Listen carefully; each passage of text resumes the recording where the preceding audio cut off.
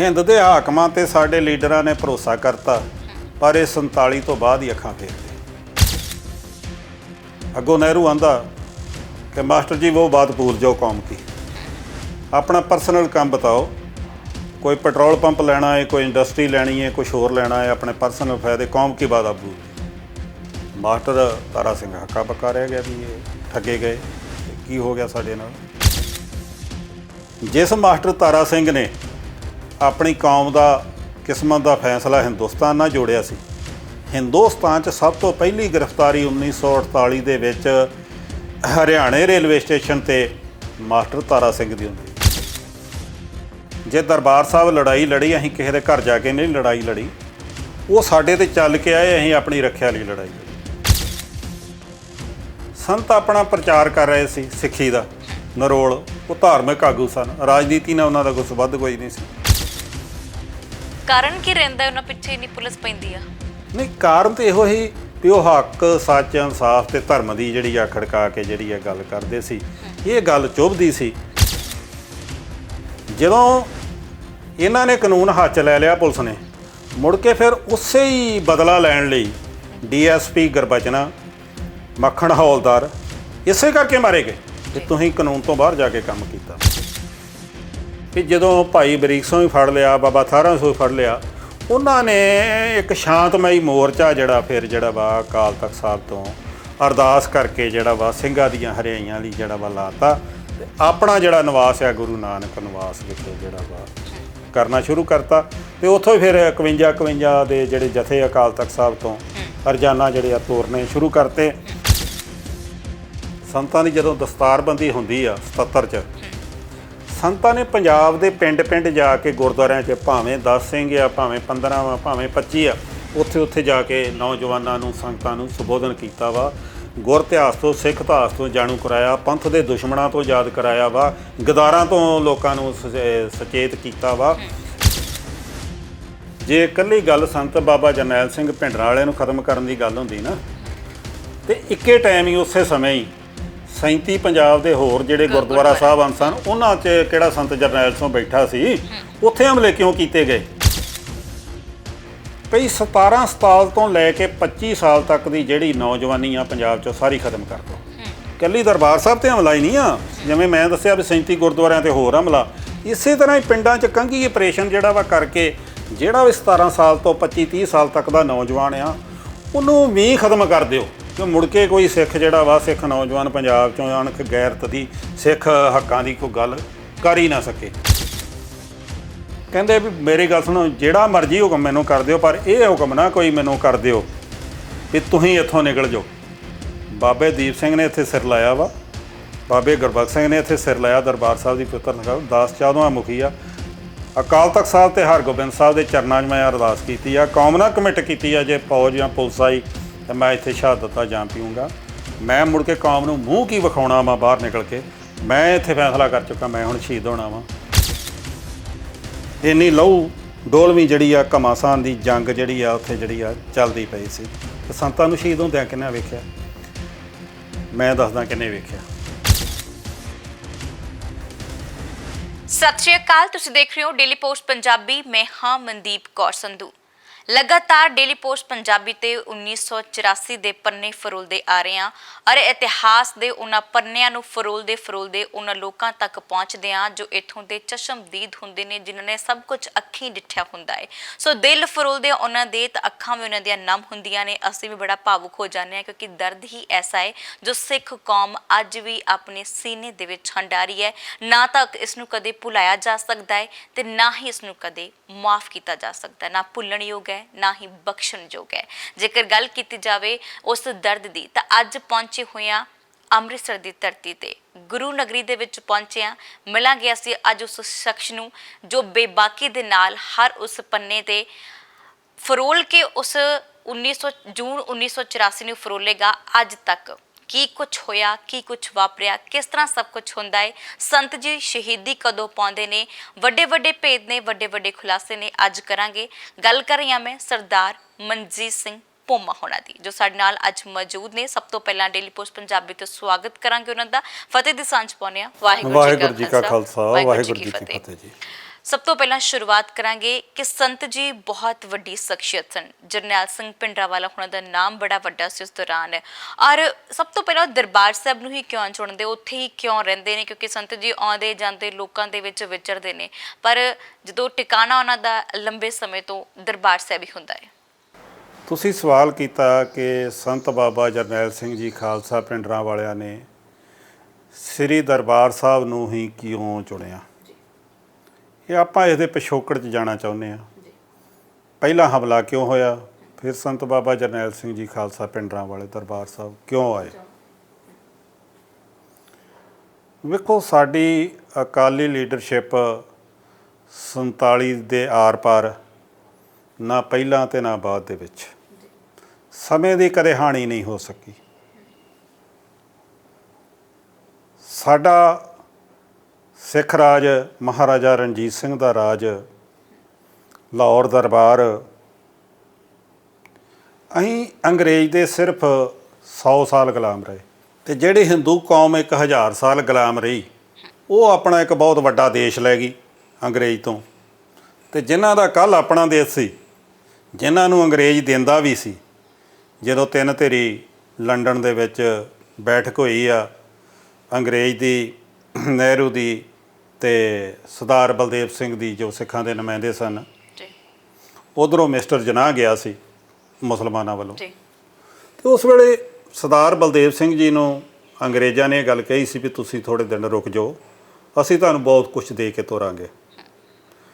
ਪਰ ਸਰਦਾਰ ਬਲਦੇਵ ਸਿੰਘ ਤੇ ਇਹ ਚਲਾਕ ਛਾਤਰ ਨਹਿਰੂ ਨੇ ਉਹਨਾਂ ਨੂੰ ਐਸਾ ਭਰੋਸੇ 'ਚ ਲਿਆ, ਐਸੇ ਲਾਲਚ ਦਿੱਤੇ ਕਿ ਤੁਸੀਂ ਸਾਡੇ ਨਾਲ ਰਹੋ, ਅਸੀਂ ਤੁਹਾਨੂੰ ਇਉਂ ਕਰ ਦਿਆਂਗੇ, ਜੇ ਕਰ ਦਿਆਂਗੇ, ਉਹ ਕਰ ਦਿਆਂਗੇ।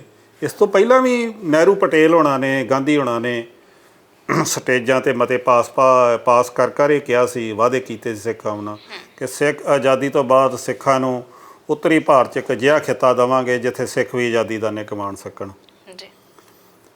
ਪਰ ਬਲਦੇਵ ਸਿੰਘ ਰੁਕਿਆ ਨਹੀਂ, ਉਹ ਨਹਿਰੂ ਦੇ ਨਾਲ ਆ ਗਿਆ।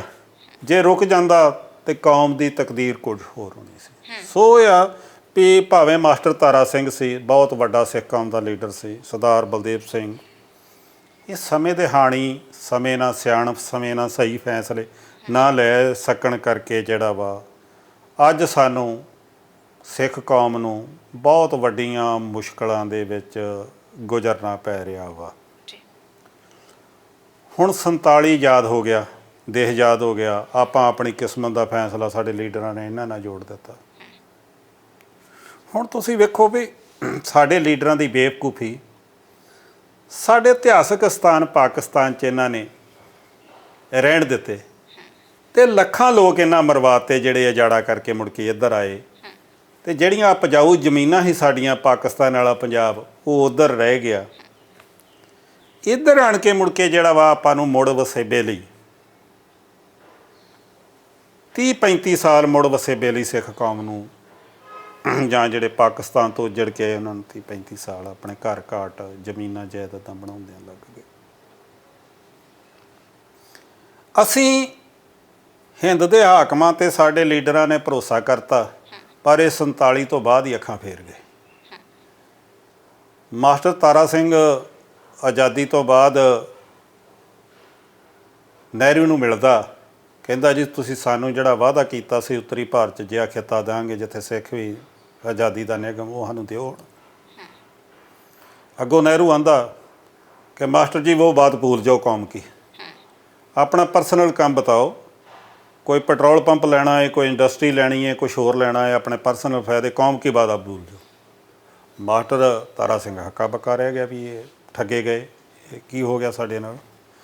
ਅਤੇ ਜਿਸ ਮਾਸਟਰ ਤਾਰਾ ਸਿੰਘ ਨੇ ਆਪਣੀ ਕੌਮ ਦਾ ਕਿਸਮਤ ਦਾ ਫੈਸਲਾ ਹਿੰਦੁਸਤਾਨ ਨਾਲ ਜੋੜਿਆ ਸੀ, ਹਿੰਦੁਸਤਾਨ 'ਚ ਸਭ ਤੋਂ ਪਹਿਲੀ ਗ੍ਰਿਫਤਾਰੀ 1948 ਦੇ ਵਿੱਚ ਹਰਿਆਣੇ ਰੇਲਵੇ ਸਟੇਸ਼ਨ 'ਤੇ ਮਾਸਟਰ ਤਾਰਾ ਸਿੰਘ ਦੀ ਹੁੰਦੀ ਹੈ, 1 ਸਾਲ ਬਾਅਦ ਹੀ। ਸਾਡੀ ਕੌਮ ਨੂੰ ਫਿਰ ਇੱਕ ਜਰਾਇਮ ਪੇਸ਼ਾ ਕੌਮ ਸਰਕੂਲਰ ਕੱਢਿਆ ਜਾਂਦਾ ਵੀ ਇਹ ਜਿਹੜੀ ਸਿੱਖ ਕੌਮ ਹੈ ਇੱਕ ਜਰਾਇਮ ਪੇਸ਼ਾ ਕੌਮ ਹੈ, ਡਾਕੂ ਧਾੜਵੀ ਨੇ। ਉਹ ਸਿੱਖਾਂ ਦਾ ਅਫਸਰ IS ਸਰਦਾਰ ਕਪੂਰ ਸਿੰਘ, ਉਹ ਹੁਸ਼ਿਆਰਪੁਰ ਲੱਗਾ ਸੀ DC, ਉਹ ਉਹਦੇ ਵੀ ਹੱਥ ਆ ਜਾਂਦਾ ਵਾ, ਉੱਥੋਂ ਉਹ ਜਿਹੜਾ ਵਾ ਨੰਗਾ ਸੋ ਮਾਸਟਰ ਤਾਰਾ ਸਿੰਘ ਦੀ ਗ੍ਰਿਫਤਾਰੀ, ਆ ਆਰਡੀਨੈਂਸ ਜਿਹੜਾ ਵਾ, ਇਹ ਸਾਰੀਆਂ ਗੱਲਾਂ ਵੇਖੋ 1 ਸਾਲ ਦੇ ਵਿੱਚ ਹੀ ਬਦਲ ਜਾਂਦੀਆਂ ਨੇ।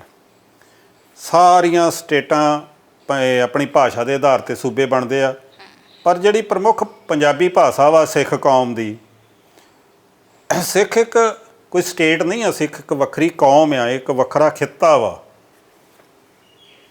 ਅਤੇ ਸਾਨੂੰ ਪੰਜਾਬੀ ਆਧਾਰ 'ਤੇ ਕੋਈ ਸੂਬਾ ਹੀ ਨਹੀਂ ਦਿੱਤਾ ਗਿਆ।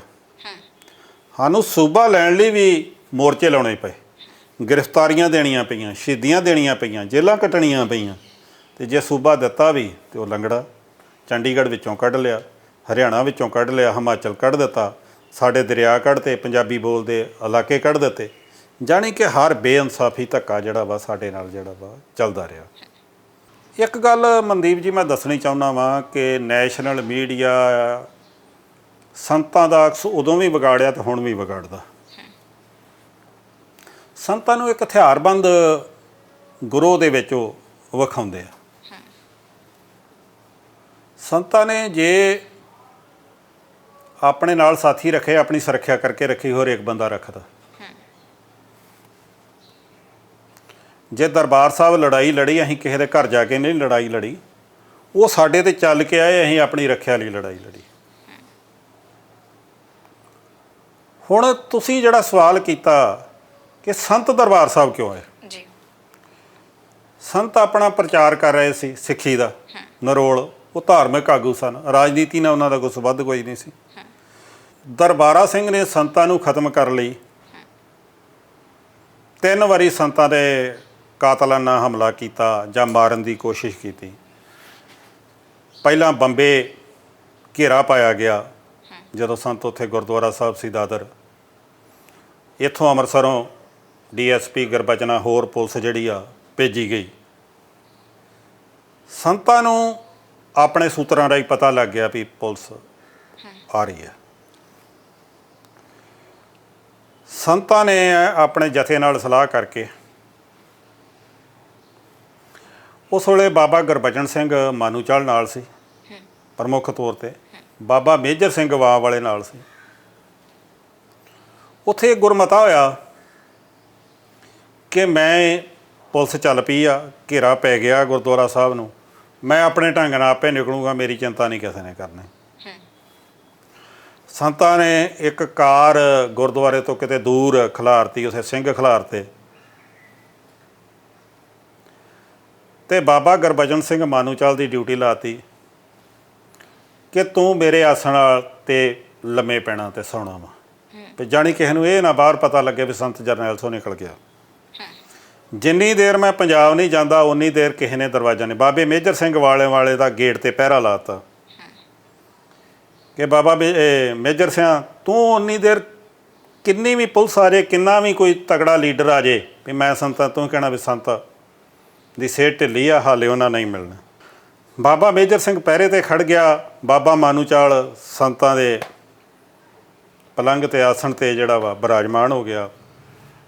ਹੁਣ ਮੁੱਖ ਮੰਤਰੀ ਉੱਥੋਂ ਦਾ, ਉਹਦੇ 'ਤੇ ਇੰਦਰਾ ਗਾਂਧੀ ਦਾ ਵੀ ਪ੍ਰੈਸ਼ਰ, ਸਾਰਿਆਂ ਦਾ ਪ੍ਰੈਸ਼ਰ ਵੀ ਤੁਸੀਂ ਵੀ ਉਹ ਸੀ ਵੀ ਸੰਤ ਬਾਹਰ ਨਿਕਲਣ 'ਤੇ ਅਸੀਂ ਫੜੀਏ। ਉਹ ਜਿਹੜੇ ਉਹ ਵੇਲੇ ਸਰਕਾਰ ਪੱਖੀ ਜਿਹੜੇ ਆ ਉੱਥੇ ਸਿੱਖ ਸੀ, ਉਹਨਾਂ ਨੂੰ ਭੇਜਿਆ ਵੀ ਤੁਸੀਂ ਕਿੱਦਾਂ ਨਾ ਕਿੱਦਾਂ ਜਾ ਕੇ ਸੰਤਾਂ ਦਾ ਜਿਹੜਾ ਵਾ ਦਰਵਾਜ਼ਾ ਜਿਹੜਾ ਵਾ ਖੁਲਵਾਓ। ਕਿਉਂਕਿ ਜਦੋਂ ਉੱਥੇ ਲੀਡਰ ਆਉਂਦੇ ਸੀ ਅਤੇ ਉਹ ਬਾਬਾ ਮੇਜਰ ਸਿੰਘ ਆਉਂਦਾ ਸੀ ਵੀ ਸੰਤ ਜਿਹੜਿਆਂ ਸਿਹਤ ਢਿੱਲੀ ਆ, ਵੀ ਮੈਨੂੰ ਹੁਕਮ ਆ ਕੋਈ ਆਉਂਦਾ, ਅਤੇ ਉਹ ਹਰੇਕ ਮੈਂ ਸੰਤਾਂ ਦਾ ਇੰਝ ਆ, ਮੈਂ ਸੰਤਾਂ ਦਾ ਨੇੜੇ ਉਹ ਆ, ਜਿਹੜਾ ਕੋਈ ਮਰਜ਼ੀ ਆ, ਮੈਨੂੰ ਹੁਕਮ ਆ, ਉੱਥੇ ਹੋ ਕੇ ਬਹਿ ਜਾਓ।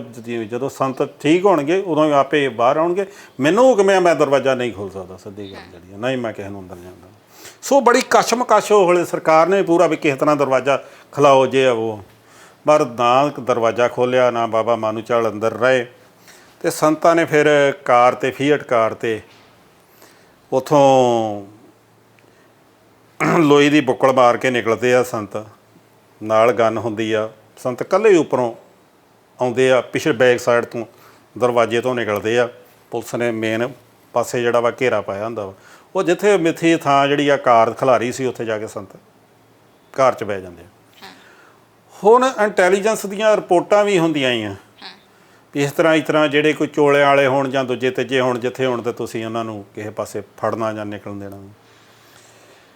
ਇੱਕ ਥਾਂ ਸੰਤਾਂ ਨੂੰ ਰੋਕ ਲਿਆ ਜਾਂਦਾ ਬੰਬੇ ਦੇ ਬਾਹਰਲੇ ਪਾਸੇ। ਤੇ ਜਿਹੜੇ ਰੋਕ ਲਿਆ ਜਾਂਦਾ ਤੇ ਇੱਕ ਸਿੰਘ ਜਾ ਕੇ ਜਿਹੜਾ ਉਹਨਾਂ ਦਾ ਅਫਸਰ ਉਹਨਾਂ ਨਾਲ ਜਿਹੜਾ ਵਾ ਗੱਲਾਂ ਕਰਨ ਲੱਗ ਪੈਂਦਾ, ਉਹਨਾਂ ਨੂੰ ਗੱਲੀ ਬਾਤੀ ਲਾ ਲੈਂਦਾ। ਤੇ ਸੰਤ ਉਹ ਕਾਰ ਚੋਂ ਨਿਕਲ ਕੇ ਬਾਰੀ ਖੋਲ੍ਹ ਕੇ ਤੇ ਉਹ ਪੈਦਲ ਹੀ ਚੱਲ ਪੈਂਦੇ ਆ। ਪੁਲਿਸ ਨੂੰ ਨਹੀਂ ਪਤਾ ਲੱਗਦਾ ਵੀ ਸੰਤ ਨਿਕਲ ਗਏ। ਉਹ ਆਂਦੇ ਆ ਵੀ ਤੁਹਾਡੇ ਜਿਹੇ ਪਿੰਡਰਾਂ ਵਾਲਾ ਵਾ, ਉਹਨੇ ਵੇਖ ਲਓ ਜਿੱਥੇ ਆ ਕਿੱਥੇ ਪਿੰਡਰਾਂ ਵਾਲਾ, ਕੋਈ ਗੱਲ ਨਹੀਂ ਕੋਈ। ਸੰਤ ਫਿਰ ਕਿਲੋਮੀਟਰ ਜਿਹੜਾ ਵਾ ਇੱਕ ਨਿਕਲ ਜਾਂਦੇ ਆ। ਉਹਨਾਂ ਨੂੰ ਕੁਛ ਹੱਥ ਨਹੀਂ ਲੱਗਦਾ, ਕਾਰ ਨੂੰ ਵੀ ਰਵਾਨਗੀ ਦੇ ਦਿੰਦੇ ਆ ਪੁਲਿਸ ਵਾਲੇ ਜਿਹੜੀ ਆ ਤੋਰਨ ਦੇ। ਫਿਰ ਸੰਤ ਜਰਨੈਲ ਸਿੰਘ ਪਿੰਡ ਵਾਲੇ ਕਿਲੋਮੀਟਰ ਫੇਰ ਲੈਂਦੇ ਆ ਉਹਨਾਂ ਨੂੰ। ਤੇ ਫਿਰ ਸੰਤ ਜਾ ਕੇ ਜਦੋਂ ਪੰਜਾਬ ਪਹੁੰਚਦੇ ਆ, ਫਿਰ ਇੱਥੇ ਫੋਨ ਕਰਦੇ ਆ ਬੰਬੇ ਵੀ ਅਸੀਂ ਪਹੁੰਚ ਗਏ ਆ ਪੰਜਾਬ ਦੇ ਵਿੱਚ। ਉੱਥੋਂ ਫਿਰ ਜਿਹੜਾ ਬਾਬੇ ਮਾਨੂੰ ਚਾਲ ਹੋਣੀ, ਬਾਬਾ ਮੇਜਰ ਸੋਣੀ, ਫਿਰ ਸਰਕਾਰ ਦੀ ਬੜੀ ਵੱਡੀ ਬੇਇੱਜ਼ਤੀ ਹੁੰਦੀ ਆ ਵੀ ਐਡਾ ਵੱਡਾ ਘੇਰਾ, ਐਡੀ ਅਸੀਂ ਪੁਲਿਸ, ਐਡੀਆਂ ਸਾਡੀਆਂ ਖੁਫੀਆ ਏਜੰਸੀਆਂ। ਤੇ ਸੰਤ ਪਿੰਡ ਵਾਲੇ ਫਿਰ ਸਾਡੇ ਇੱਥੋਂ ਨਿਕਲ ਗਏ ਜਿਹੜਾ ਵਾ। ਜਾਣੀ ਕਿ ਉੱਥੇ ਉਹਨਾਂ ਅਸੀਂ ਜਾਂ ਗ੍ਰਿਫਤਾਰ ਕਰਨਾ ਜਾਂ ਫੜ ਕੇ ਜਿਹੜਾ ਵਾ ਸੰਤਾਂ ਨੂੰ ਝੂਠੇ ਕਾਰਨ ਕੀ ਰਹਿੰਦਾ ਉਹਨਾਂ ਪਿੱਛੇ ਨਹੀਂ ਪੁਲਿਸ ਪੈਂਦੀ ਆ? ਨਹੀਂ, ਕਾਰਨ ਤਾਂ ਇਹੋ ਹੀ ਵੀ ਉਹ ਹੱਕ, ਸੱਚ, ਇਨਸਾਫ ਤੇ ਧਰਮ ਦੀ ਜਿਹੜੀ ਆ ਖੜਕਾ ਕੇ ਜਿਹੜੀ ਆ ਗੱਲ ਕਰਦੇ ਸੀ। ਇਹ ਗੱਲ ਚੁੱਭਦੀ ਸੀ। ਸਰਕਾਰ ਜਿਹੜੀ ਆ ਵਧੀਕੀ ਕਰਦੇ, ਸੰਤ ਵਧੀਕੀਆਂ ਵਿਰੁੱਧ ਵੀ ਬੋਲਦੇ ਸੀ। ਤੇ ਉਹੀ ਕਾਰਨ ਸੀ। ਇਸ ਤੋਂ ਮੁੜ ਕੇ ਜਿਸ ਤਰ੍ਹਾਂ ਇੱਥੇ ਘੇਰਾ ਪਿਆ, ਫਿਰ ਜਾ ਕੇ ਚੰਦੋਕ ਕਲਾਂ ਘੇਰਾ ਪਾਇਆ ਪੁਲਿਸ ਨੇ। ਸੰਤ ਉੱਥੋਂ ਵੀ ਪਤਾ ਲੱਗਿਆ ਸੰਤਾਂ ਨੂੰ ਕਿ ਇੱਦਾਂ, ਸੰਤ ਉੱਥੋਂ ਵੀ ਨਿਕਲ ਗਏ। ਉੱਥੇ ਫਿਰ ਗੁੱਸੇ 'ਚ ਮਿੰਨੀ ਬੱਸਾਂ ਨੂੰ, ਪੋਥੀਆਂ ਨੂੰ, ਸੈਂਚੀਆਂ ਨੂੰ ਇਹਨਾਂ ਨੇ ਅੱਗ ਲਾਈ ਪੁਲਿਸ ਨੇ। ਸੰਤ ਉੱਥੋਂ ਵੀ ਜਦੋਂ ਫਿਰ ਨਿਕਲ ਆਏ, ਉੱਥੇ ਵੀ ਇਹਦੀ ਬੜੀ ਵੱਡੀ ਜਿਹੜੀ ਆ ਪੁਲਿਸ ਦੀ, ਸਰਕਾਰ ਦੀ, ਦਰਬਾਰੇ ਦੀ ਜਿਹੜੀ ਆ ਬੇਇੱਜ਼ਤੀ ਹੋਈ।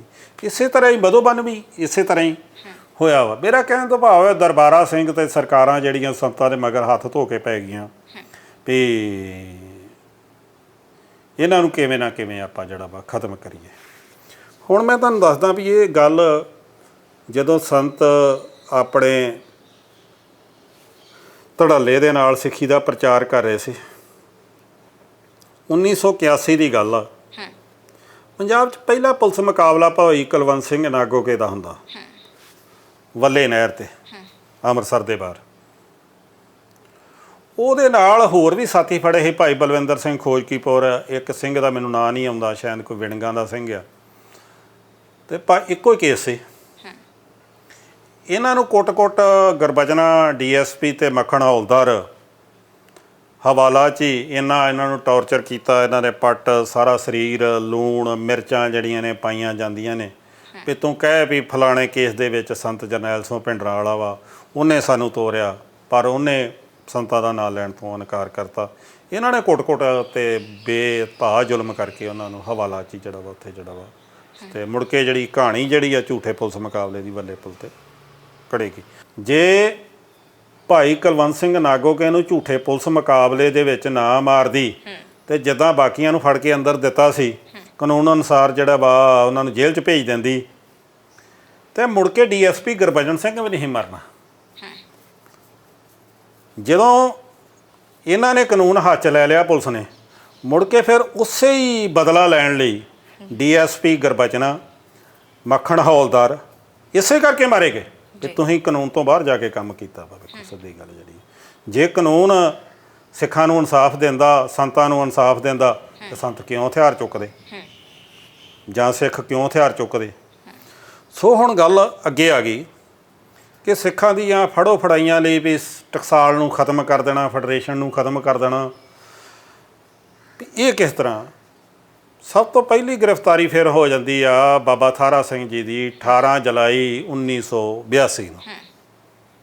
ਅਗਲੇ ਦਿਨ ਭਾਈ ਅਮਰੀਕ ਸਿੰਘ ਜੀ ਜੋ ਸਾਡੇ ਆਲ ਇੰਡੀਆ ਸਿੱਖ ਸਟੂਡੈਂਟ ਫੈਡਰੇਸ਼ਨ ਦੀ ਰੂਹੇ ਰਵਾਜ ਸਨ, ਉਹ ਪੈਰਵਾਈ ਕਰ ਲਈ ਅੰਮ੍ਰਿਤਸਰ ਕਚਹਿਰੀਆਂ 'ਚ ਆਉਂਦੇ ਨੇ। ਜਦੋਂ ਅੰਮ੍ਰਿਤਸਰ ਕਚਹਿਰੀਆਂ 'ਚ ਆਉਂਦੇ ਨੇ ਤੇ ਉਹਨਾਂ ਨੂੰ ਵੀ ਇੱਥੇ ਜਿਹੜਾ ਵਾ ਕਚਹਿਰੀਆਂ 'ਚ ਹੀ ਗ੍ਰਿਫਤਾਰ ਕਰ ਲਿਆ ਜਾਂਦਾ ਵਾ। ਤੇ ਸੰਤਾਂ ਨੂੰ ਉਸ ਵੇਲੇ 104 ਦੇ ਕਰੀਬ ਜਿਹੜਾ ਵਾ ਬੁਖਾਰ ਸੀ, ਟੈਂਪਰੇਚਰ ਸੀ। ਤੇ ਭਾਈ ਮਨਜੀਤ ਸਿੰਘ ਨੂੰ ਪਤਾ ਲੱਗਦਾ, ਉਹਨਾਂ ਦੇ ਭਰਾਤਾਂ ਨੂੰ। ਤੇ ਭਾਈ ਮਨਜੀਤ ਸਿੰਘ ਜੀ ਗੁਰਦੁਆਰਾ ਮਹਿਤਾ ਗੁਰਦਰਸ਼ਨ ਪ੍ਰਕਾਸ਼ ਮਹਿਤੇ ਮਹਾਂਪੁਰਖਾਂ ਨੂੰ ਫੋਨ ਕਰਦੇ ਆ। ਤੇ ਸੰਤ ਉਹ ਹਲੇ 2.5 ਘੰਟੇ ਦੇ ਵਿੱਚ ਹੀ ਆਪਣੀ ਤਿਆਰੀ ਕਰਕੇ ਬਿਮਾਰੀ ਦੀ ਹਾਲਤ ਦੇ ਵਿੱਚ ਜਿਹੜੀ ਤੁਸੀਂ ਗੱਲ ਕੀਤੀ ਆ ਵੀ ਉਹ ਅਕਾਲ ਤਖਤ ਸਾਹਿਬ ਕਿਉਂ ਆਏ, ਦਰਬਾਰ ਸਾਹਿਬ ਕਿਉਂ ਆਏ, ਉਹ ਫਿਰ ਇਸੇ ਕਰਕੇ ਹੀ ਵੀ ਜਦੋਂ ਭਾਈ ਬਰੀਕ ਸਿੰਘ ਵੀ ਫੜ ਲਿਆ, ਬਾਬਾ ਥਾਰਾ ਸਿੰਘ ਵੀ ਫੜ ਲਿਆ, ਉਹਨਾਂ ਨੇ ਇੱਕ ਸ਼ਾਂਤਮਈ ਮੋਰਚਾ ਜਿਹੜਾ ਫਿਰ ਜਿਹੜਾ ਵਾ ਅਕਾਲ ਤਖਤ ਸਾਹਿਬ ਤੋਂ ਅਰਦਾਸ ਕਰਕੇ ਜਿਹੜਾ ਵਾ ਸਿੰਘਾਂ ਦੀਆਂ ਹਰਿਆਈਆਂ ਲਈ ਜਿਹੜਾ ਵਾ ਲਾਤਾ ਤੇ ਆਪਣਾ ਜਿਹੜਾ ਨਿਵਾਸ ਆ ਗੁਰੂ ਨਾਨਕ ਨਿਵਾਸ ਵਿਖੇ ਜਿਹੜਾ ਵਾ ਕਰਨਾ ਸ਼ੁਰੂ ਕਰਤਾ। ਤੇ ਉੱਥੋਂ ਫਿਰ 51 ਦੇ ਜਿਹੜੇ ਜਥੇ ਅਕਾਲ ਤਖਤ ਸਾਹਿਬ ਤੋਂ ਰੋਜ਼ਾਨਾ ਜਿਹੜੇ ਆ ਤੋਰਨੇ ਸ਼ੁਰੂ ਕਰਤੇ। 4 ਅਗਸਤ 1982 ਨੂੰ ਇਹ ਮੋਰਚਾ, ਕਿਉਂਕਿ ਮੋਰਚੇ ਦੀ ਚੜ੍ਹਤ ਹੋ ਰਹੀ ਸੀ, ਸੰਤਾਂ ਦੀ ਚੜ੍ਹਤ ਹੋ ਰਹੀ ਸੀ, ਜਦੋਂ ਹੁਣ ਉਸ ਵੇਲੇ ਇਕੱਲੇ ਸੰਤ ਜਰਨੈਲ ਸਿੰਘ ਨਹੀਂ ਆ ਗਏ ਦਰਬਾਰ ਸਾਹਿਬ, ਜਿਹੜੀ ਤੁਸੀਂ ਗੱਲ ਕੀਤੀ ਆ, ਸੰਤ ਲੌਂਗੋਵਾਲ ਵੀ ਪੱਕੇ ਤੌਰ 'ਤੇ ਆ ਗਿਆ, ਟੌਹਰੇ ਹੋਣੀ ਵੀ ਆ ਗਏ, ਚਲੋ ਟੌਹਰੇ ਹੋਣੀ, ਬਾਦਲ ਹੋਣੀ, ਇਹ ਤਾਂ ਆਉਣ ਜਾਣ ਬਣਿਆ ਰਹਿੰਦਾ ਸੀ, ਪਰ ਇਹ ਸਮੁੱਚੀ ਕੌਮ ਦਾ ਮੋਰਚਾ ਸੀ, ਇਕੱਲੇ ਸੰਤ ਜਰਨੈਲ ਸਿੰਘ ਦਾ ਮੋਰਚਾ ਨਹੀਂ ਵੀ ਇਕੱਲੇ ਸੰਤ ਜਰਨੈਲ ਸਿੰਘ ਨੇ ਮੋਰਚਾ ਲਾਇਆ ਸੀ ਉੱਥੇ, ਹੁਣ ਸਮੁੱਚੀ ਕੌਮ ਦਾ ਮੋਰਚਾ ਹੋ ਗਿਆ ਸੀ। ਤੇ ਉਹ ਸਾਰੀ ਜਿਹੜੀ ਸੰਤ ਟਣਕਾ ਕੇ ਗੱਲ ਕਰਦੇ ਸੀ, ਜਿਹੜੀ ਗੱਲ ਕਰਦੇ ਸੀ ਉਹ ਕਹਿਣੀ ਤੇ ਕਥਨੀ ਤੇ ਪੂਰੇ ਸਨ, ਸੂਰੇ ਸਨ। ਤੇ ਉਹ ਨੌਜਵਾਨਾਂ ਦੀਆਂ ਤੇ ਸਿੱਖ ਸੰਗਤਾਂ ਦੀਆਂ ਭੀੜਾਂ ਉਹਨਾਂ ਦੇ ਮਗਰ ਲੱਗਣੀਆਂ ਜਿਹੜੀਆਂ ਨੇ ਸ਼ੁਰੂ ਹੋ ਗਈਆਂ ਜਿਹੜੀਆਂ ਨੇ, ਤੇ ਸੰਤ ਇੱਕ ਮਾਸ ਮੂਵਮੈਂਟ ਦੇ ਲੀਡਰ ਬਣ ਗਏ। ਸੰਤ ਰਾਤੋਂ ਰਾਤ ਮਾਸ ਮੂਵਮੈਂਟ ਦੇ ਲੀਡਰ ਨਹੀਂ ਬਣੇ। ਮਨਦੀਪ ਜੀ, ਸੰਤਾਂ ਦੀ ਜਦੋਂ ਦਸਤਾਰਬੰਦੀ ਹੁੰਦੀ ਆ 77 'ਚ, ਸੰਤਾਂ ਨੇ ਪੰਜਾਬ ਦੇ ਪਿੰਡ ਜਾ ਕੇ ਗੁਰਦੁਆਰਿਆਂ 'ਚ ਭਾਵੇਂ 10 ਸਿੰਘ ਆ, ਭਾਵੇਂ 15 ਵਾ, ਭਾਵੇਂ 25 ਆ, ਉੱਥੇ ਜਾ ਕੇ ਨੌਜਵਾਨਾਂ ਨੂੰ, ਸੰਗਤਾਂ ਨੂੰ ਸੰਬੋਧਨ ਕੀਤਾ ਵਾ, ਗੁਰ ਇਤਿਹਾਸ ਤੋਂ, ਸਿੱਖ ਇਤਿਹਾਸ ਤੋਂ ਜਾਣੂ ਕਰਾਇਆ, ਪੰਥ ਦੇ ਦੁਸ਼ਮਣਾਂ ਤੋਂ ਯਾਦ ਕਰਾਇਆ ਵਾ, ਗਦਾਰਾਂ ਤੋਂ ਲੋਕਾਂ ਨੂੰ ਸੁਚੇਤ ਕੀਤਾ ਵਾ। ਬੰਬੇ ਗਏ ਨੇ, ਕਲਕੱਤੇ ਗਏ ਨੇ, ਦਿੱਲੀ ਗਏ ਨੇ ਸੰਤ ਪ੍ਰਚਾਰ ਕਰਨ ਲਈ, ਜੰਮੂ ਜਾਂਦੇ ਰਹੇ ਨੇ, ਕਸ਼ਮੀਰ ਜਾਂਦੇ ਰਹੇ ਨੇ। ਸੰਤਾਂ ਨੇ ਵੀਰਾਂ ਘੱਤ ਕੇ ਜਿਹੜਾ ਵਾ ਪ੍ਰਚਾਰ ਕੀਤਾ, ਫਿਰ ਮਾਸ ਮੂਵਮੈਂਟ ਦੇ ਏਡੇ ਵੱਡੇ ਲੀਡਰ ਬਣੇ। ਹੁਣ ਉਨੀ ਦਿਨੀ 78 ਤੋਂ 80 81 ਤੱਕ ਵੀ ਪੰਜਾਬ ਦੇ ਵਿੱਚ ਲਾਲ ਝੰਡੇ ਦਾ ਰਾਜ ਸੀ, ਕਾਮਰੇਡਾਂ ਦਾ। ਕੋਈ ਚੀਨ ਦੇ ਝੰਡੇ ਚੁੱਕੀ ਫਿਰਦਾ ਸੀ, ਕੋਈ ਰੂਸ ਦੇ ਚੱਕੀ ਫਿਰਦਾ ਸੀ, ਕੋਈ ਉਹਦੀ ਵਿਚਾਰਧਾਰਾ, ਕਾਮਰੇਡਾਂ ਰੂਸ ਦੀ ਵਿਚਾਰਧਾਰਾ, ਕੋਈ ਚੀਨ ਦੀ ਵਿਚਾਰਧਾਰਾ ਚੱਕੀ ਫਿਰਦਾ ਸੀ। ਸਕੂਲਾਂ, ਕਾਲਜਾਂ, ਯੂਨੀਵਰਸਿਟੀਆਂ ਦੇ ਵਿੱਚ ਸਾਡੇ ਸਿੱਖ ਮੁੰਡੇ ਜਿਹੜਾ ਵਾ ਨਾਭੀ ਪੱਗਾਂ ਬੰਨ੍ਹ ਕੇ, ਦਾੜੀਆਂ ਕੱਟ ਕੇ, ਤੇ ਉਹ ਆਪਣੇ ਆਪ ਨੂੰ ਬੜਾ ਫਖਰ ਮਹਿਸੂਸ ਕਰਦੇ ਸੀ ਵੀ ਅਸੀਂ ਬਹੁਤ ਵੱਡੀ ਪ੍ਰਾਪਤੀ ਜਿਹੜੀ ਆ ਸਾਡੀ ਜਿਹੜੀ ਆ ਇਹ ਹੋ ਗਈ ਆ। ਤੇ ਕਾਲਜਾਂ, ਯੂਨੀਵਰਸਿਟੀਆਂ ਦੇ ਵਿੱਚ ਵੀ ਜਿਹੜਾ ਵਾ ਕਾਮਰੇਡਾਂ ਦਾ ਪੂਰਾ ਜਿਹੜਾ ਵਾ ਬੋਲਬਾਲਾ ਸੀ। ਹੁਣ ਜਿਉਂ-ਜਿਉਂ ਸੰਤਾਂ ਦੀ ਚੜ੍ਹਤ ਹੁੰਦੀ ਗਈ ਤੇ ਨਾਲ ਹੀ ਆਲ ਇੰਡੀਆ ਸਿੱਖ ਸਟੂਡੈਂਟ ਫੈਡਰੇਸ਼ਨ ਦੀ ਭਾਈ ਅਮਰੀਕ ਸਿੰਘ ਦੀ ਅਗਵਾਈ ਦੇ ਵਿੱਚ ਚੜ੍ਹਤ ਹੁੰਦੀ ਗਈ। ਉਨੀ ਦਿਨੀ ਇਹ ਹਾਲਤ ਸੀ, ਇਹਨਾਂ ਕਾਮਰੇਡਾਂ ਦਾ ਜੋੜ ਸੀ ਵੀ ਜੇ ਸਿੱਖ ਮੁੰਡਾ ਪੀਲੀ ਪੱਗ ਤੇ ਬੰਨ੍ਹਦਾ ਹੀ ਕੋਈ ਨਹੀਂ, ਕੋਈ ਨੀਲੀ ਪੱਗ ਬੰਨ੍ਹ ਲੈਂਦਾ ਸੀ, ਜਾਂ ਦਾੜਾ ਪ੍ਰਕਾਸ਼ ਕੀਤਾ ਸੀ, ਜਾਂ ਕੋਈ ਅੰਮ੍ਰਿਤਧਾਰੀ ਸੀ, ਉਹਨੂੰ ਇਸ ਤਰ੍ਹਾਂ ਠਿੱਠ ਕੀਤਾ ਜਾਂਦਾ ਸੀ ਵੀ ਜਿਵੇਂ ਉਹਨੇ ਬਹੁਤ ਵੱਡਾ ਅਪਰਾਧ ਕੀਤਾ ਹੋਏ। ਓਏ ਗਿਆਨੀ, ਉਹਨੂੰ ਟੀਚਰ ਕਰਨੀ ਲੰਘਦੇ ਨੂੰ ਲਾਗੋਂ, ਤੇ ਉਹਨੇ ਕੰਨ ਵਲੇੜ ਕੇ ਲੰਘ ਜਾਣਾ, ਕਿਉਂਕਿ ਬਹੁਤ ਸੰਮਤੀ ਉਹਨਾਂ ਦੀ ਹੁੰਦੀ ਸੀ, ਇਹ ਹਾਲਤ ਸੀ ਇਹਨਾਂ ਦੀ। ਸੋ ਜਿਉਂ-ਜਿਉਂ ਪਿੰਡਾਂ ਦੇ ਵਿੱਚ ਵੀ, ਗੁਰਦੁਆਰਾ ਸਾਹਿਬ ਦੇ ਵਿੱਚ ਵੀ, ਬਾਹਰ ਦੀਆਂ ਸਟੇਟਾਂ 'ਚ ਵੀ ਜਿਹੜੀ ਸੰਗਤ ਆ ਸੰਤਾਂ ਨਾਲ ਲੱਗਣੀ ਸ਼ੁਰੂ ਹੋ ਗਈ। ਇਸੇ ਤਰ੍ਹਾਂ ਹੀ ਕਾਲਜਾਂ, ਯੂਨੀਵਰਸਿਟੀਆਂ 'ਚ ਜਿਹੜੇ ਨੌਜਵਾਨ ਆ ਉਹ ਲਾਲ ਝੰਡੇ ਛੱਡ ਕੇ, ਲਾਲ ਪੱਗਾਂ ਛੱਡ ਕੇ, ਕੇਸਰੀ ਨਿਸ਼ਾਨ ਸਾਹਿਬ, ਕੇਸਰੀ ਪੱਗਾਂ ਬੰਨ੍ਹ ਕੇ ਤੇ ਫੈਡਰੇਸ਼ਨ ਨਾਲ ਧੜੱਲੇ ਨਾਲ ਜਿਹੜਾ ਵਾ ਉਹ ਜੁੜਨੇ ਸ਼ੁਰੂ ਹੋ ਗਏ। ਹੁਣ ਸਕੂਲਾਂ, ਕਾਲਜਾਂ, ਯੂਨੀਵਰਸਿਟੀਆਂ 'ਚ ਵੀ ਆਲ ਇੰਡੀਆ ਸਿੱਖ ਸਟੂਡੈਂਟ ਫੈਡਰੇਸ਼ਨ ਦਾ ਰਾਜ ਸੀ, ਕੇਸਰੀ ਨਿਸ਼ਾਨ ਸਾਹਿਬ ਦਾ ਰਾਜ ਸੀ। ਹਰ ਪਾਸੇ ਕੇਸਰੀ ਨੀਲੀਆਂ ਦਸਤਾਰਾਂ ਜਿਹੜੀਆਂ ਨੇ ਝੁੱਲਦੀਆਂ ਸੀ। ਈਵਨ ਇੱਥੋਂ ਤੱਕ ਕਿ ਸਾਡੀਆਂ ਭੈਣਾਂ ਵੀ ਜਿਹੜੀਆਂ ਵਿਦਿਆਰਥਣਾਂ ਸਨ, ਨੀਲੇ ਦੁਪੱਟੇ ਤੇ ਕੇਸਰੀ ਦੁਪੱਟੇ ਲੈ ਕੇ ਉਹ ਮਾਣ ਮਹਿਸੂਸ ਕਰਦੀਆਂ ਸੀ ਕਿ ਅਸੀਂ ਫੈਡਰੇਸ਼ਨ ਦੇ ਹਾਂ, ਹੁਣ ਸਾਡੀ ਵਾਵਲ ਕੋਈ ਵੇਖਦਾ ਨਹੀਂ। ਜਿਹੜੇ ਉਹ ਕਾਮਰੇਡ, ਇੰਨਾ ਬਦਲਾਅ, ਜਿਹੜੇ ਕਾਮਰੇਡ ਹਿੱਕ ਚੌੜੀ ਕਰਦੇ ਸੀ ਤੇ ਸਾਡੇ ਅੰਮ੍ਰਿਤਧਾਰੀ ਬੰਦੇ ਜਿਹੜਾ ਕੰਨ ਵਲੇੜ ਕੇ ਲਾਗੋਂ ਦੀ ਲੰਘਦੇ ਸੀ। ਹੁਣ ਇੰਨਾ ਬੋਲਬਾਲਾ ਹੋ ਗਿਆ ਸੀ ਵੀ ਕਾਮਰੇਡ ਉਹਨਾਂ ਕਾਲਜਾਂ 'ਚ ਕੰਨ ਵਲੇੜ ਕੇ ਸਾਡੇ ਕੋਲੋਂ ਲੰਘਦੇ ਸੀ ਵੀ ਇਹਨਾਂ ਹੁਣ ਕਿਤੇ ਸਾਡੀ ਜਿਹੜੀ ਆ ਸੇਵਾ ਨਾ ਕਰ ਦੇਣ, ਵੀ ਕਾਮਰੇਡ ਹੁਣ ਆਪਣੇ ਆਪ ਨੂੰ ਇੰਨਾ ਉਹ ਆਪਣੀ ਬੇਇੱਜ਼ਤੀ ਮਹਿਸੂਸ ਕਰਦੇ ਸੀ।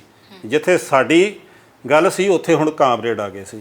ਸੋ ਮੇਰਾ ਕਹਿਣ ਤੋਂ ਭਾਵ ਹੈ ਹਰ ਪਾਸੇ ਹੀ ਲੋਕ ਪ੍ਰੀਤ ਤੇ ਹਰਮਨ ਪਿਆਰਤਾ ਜਿਹੜੀ ਆ ਸੰਤ ਜਰਨੈਲ ਸਿੰਘ ਦੀ, ਸੰਤਾਂ ਦੇ ਕਹੇ 'ਤੇ ਹੀ ਵੱਡੇ ਜਿਹੜੇ ਆ ਜਥੇ ਜਿਹੜੇ ਆ ਪੰਜਾਬ 'ਚੋਂ, ਪਿੰਡਾਂ 'ਚੋਂ, ਹਲਕਿਆਂ 'ਚੋਂ ਜਿਹੜੇ ਆ, ਆਨੰਦਪੁਰ ਦਾ ਆਪਣਾ ਧਰਮ ਯੁੱਧ ਮੋਰਚਾ ਜਿਹੜਾ ਵਾ ਸਫਲ ਹੋਣਾ ਸ਼ੁਰੂ ਹੋ ਗਿਆ। ਜੇਲ੍ਹਾਂ ਭਰਨੀਆਂ ਸ਼ੁਰੂ ਹੋ ਗਈਆਂ, ਜੇਲ੍ਹਾਂ 'ਚ ਜਗ੍ਹਾ ਮੁੱਕ ਗਈ, ਬਾਹਰ ਸਰਕਾਰ ਨੂੰ ਜਿਹੜੇ ਆ ਟੈਂਟ ਲਾਉਣੇ ਪਏ, ਉੱਥੇ ਜਿਹੜਾ ਵਾ ਜਥੇ ਜਾਂਦੇ ਸੀ ਉੱਥੇ ਜਿਹੜਾ ਰੱਖਣਾ।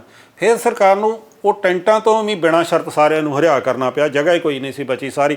ਕੋਈ ਮੇਰਾ ਖਿਆਲ ਹੈ ਵੀ ਇੱਕ ਘਰ 'ਚੋਂ ਜਿਹੜੇ ਆ, ਇੱਕ ਨਹੀਂ, ਦੋ, ਤਿੰਨ, ਸ਼ਾਇਦ ਕਈ ਘਰਾਂ 'ਚੋਂ ਤਾਂ ਇੱਕ ਬੰਦਾ ਹੀ ਰਹਿ ਜਾਂਦਾ ਸੀ, ਬਾਕੀ ਸਾਰੇ ਕਹਿੰਦੇ ਵੀ ਅਸੀਂ ਜਿਹੜਾ ਵਾ ਧਰਮ ਯੁੱਧ ਮੋਰਚੇ 'ਚ ਜਾ ਕੇ ਆਪਾਂ ਸੇਵਾ ਕਰਕੇ ਆਉਣੀ ਆ ਹਰ ਇਸ ਤਰ੍ਹਾਂ ਦੀ ਜਿਹੜੀ ਆ ਹਾਲਾਤ ਸੀ। ਹੁਣ ਇਹ ਮੋਰਚਾ ਜਦੋਂ ਪੂਰਾ ਭਖ ਗਿਆ ਵਾ ਤੇ ਵਿੱਚੋਂ ਸਰਕਾਰਾਂ ਹਮੇਸ਼ਾ ਵਾਂਗ ਹੀ ਸਮਝੌਤੇ ਕਰਦੀਆਂ ਹੁੰਦੀਆਂ ਨੇ। ਇੱਦਾਂ ਹੀ ਗੁਪਤ ਮੀਟਿੰਗਾਂ ਵੀ ਹੁੰਦੀਆਂ ਰਹੀਆਂ, ਓਪਨ ਮੀਟਿੰਗਾਂ ਵੀ ਹੁੰਦੀਆਂ ਰਹੀਆਂ, ਪਰ ਉਹ ਗੱਲ ਜਿਹੜੀ ਬਾਬਾ ਜਰਨੈਲ ਸਿੰਘ ਇਸ ਮੋਰਚੇ ਦੇ ਮਗਰ ਡਾਂਗ ਫੜ ਕੇ ਬੈਠਾ ਸੀ ਜਾਂ ਬੰਦੂਕ ਫੜ ਕੇ ਬੈਠਾ ਸੀ, ਉਹ ਇਹਨਾਂ ਨੂੰ ਸਮਝੌਤਾ ਨਹੀਂ ਕਰਨ ਦਿੰਦੀਆਂ। 1 ਜੂਨ ਨੂੰ 1 ਵਜੇ ਦੇ ਕਰੀਬ ਜਿਹੜਾ ਵਾ CRP ਦਰਬਾਰ ਸਾਹਿਬ ਤੇ ਹਮਲਾ ਕਰਦੀ ਆ, ਇੱਕ ਤਰਫਾ ਫਾਇਰਿੰਗ ਸ਼ੁਰੂ ਕਰ ਦਿੰਦੀ ਆ।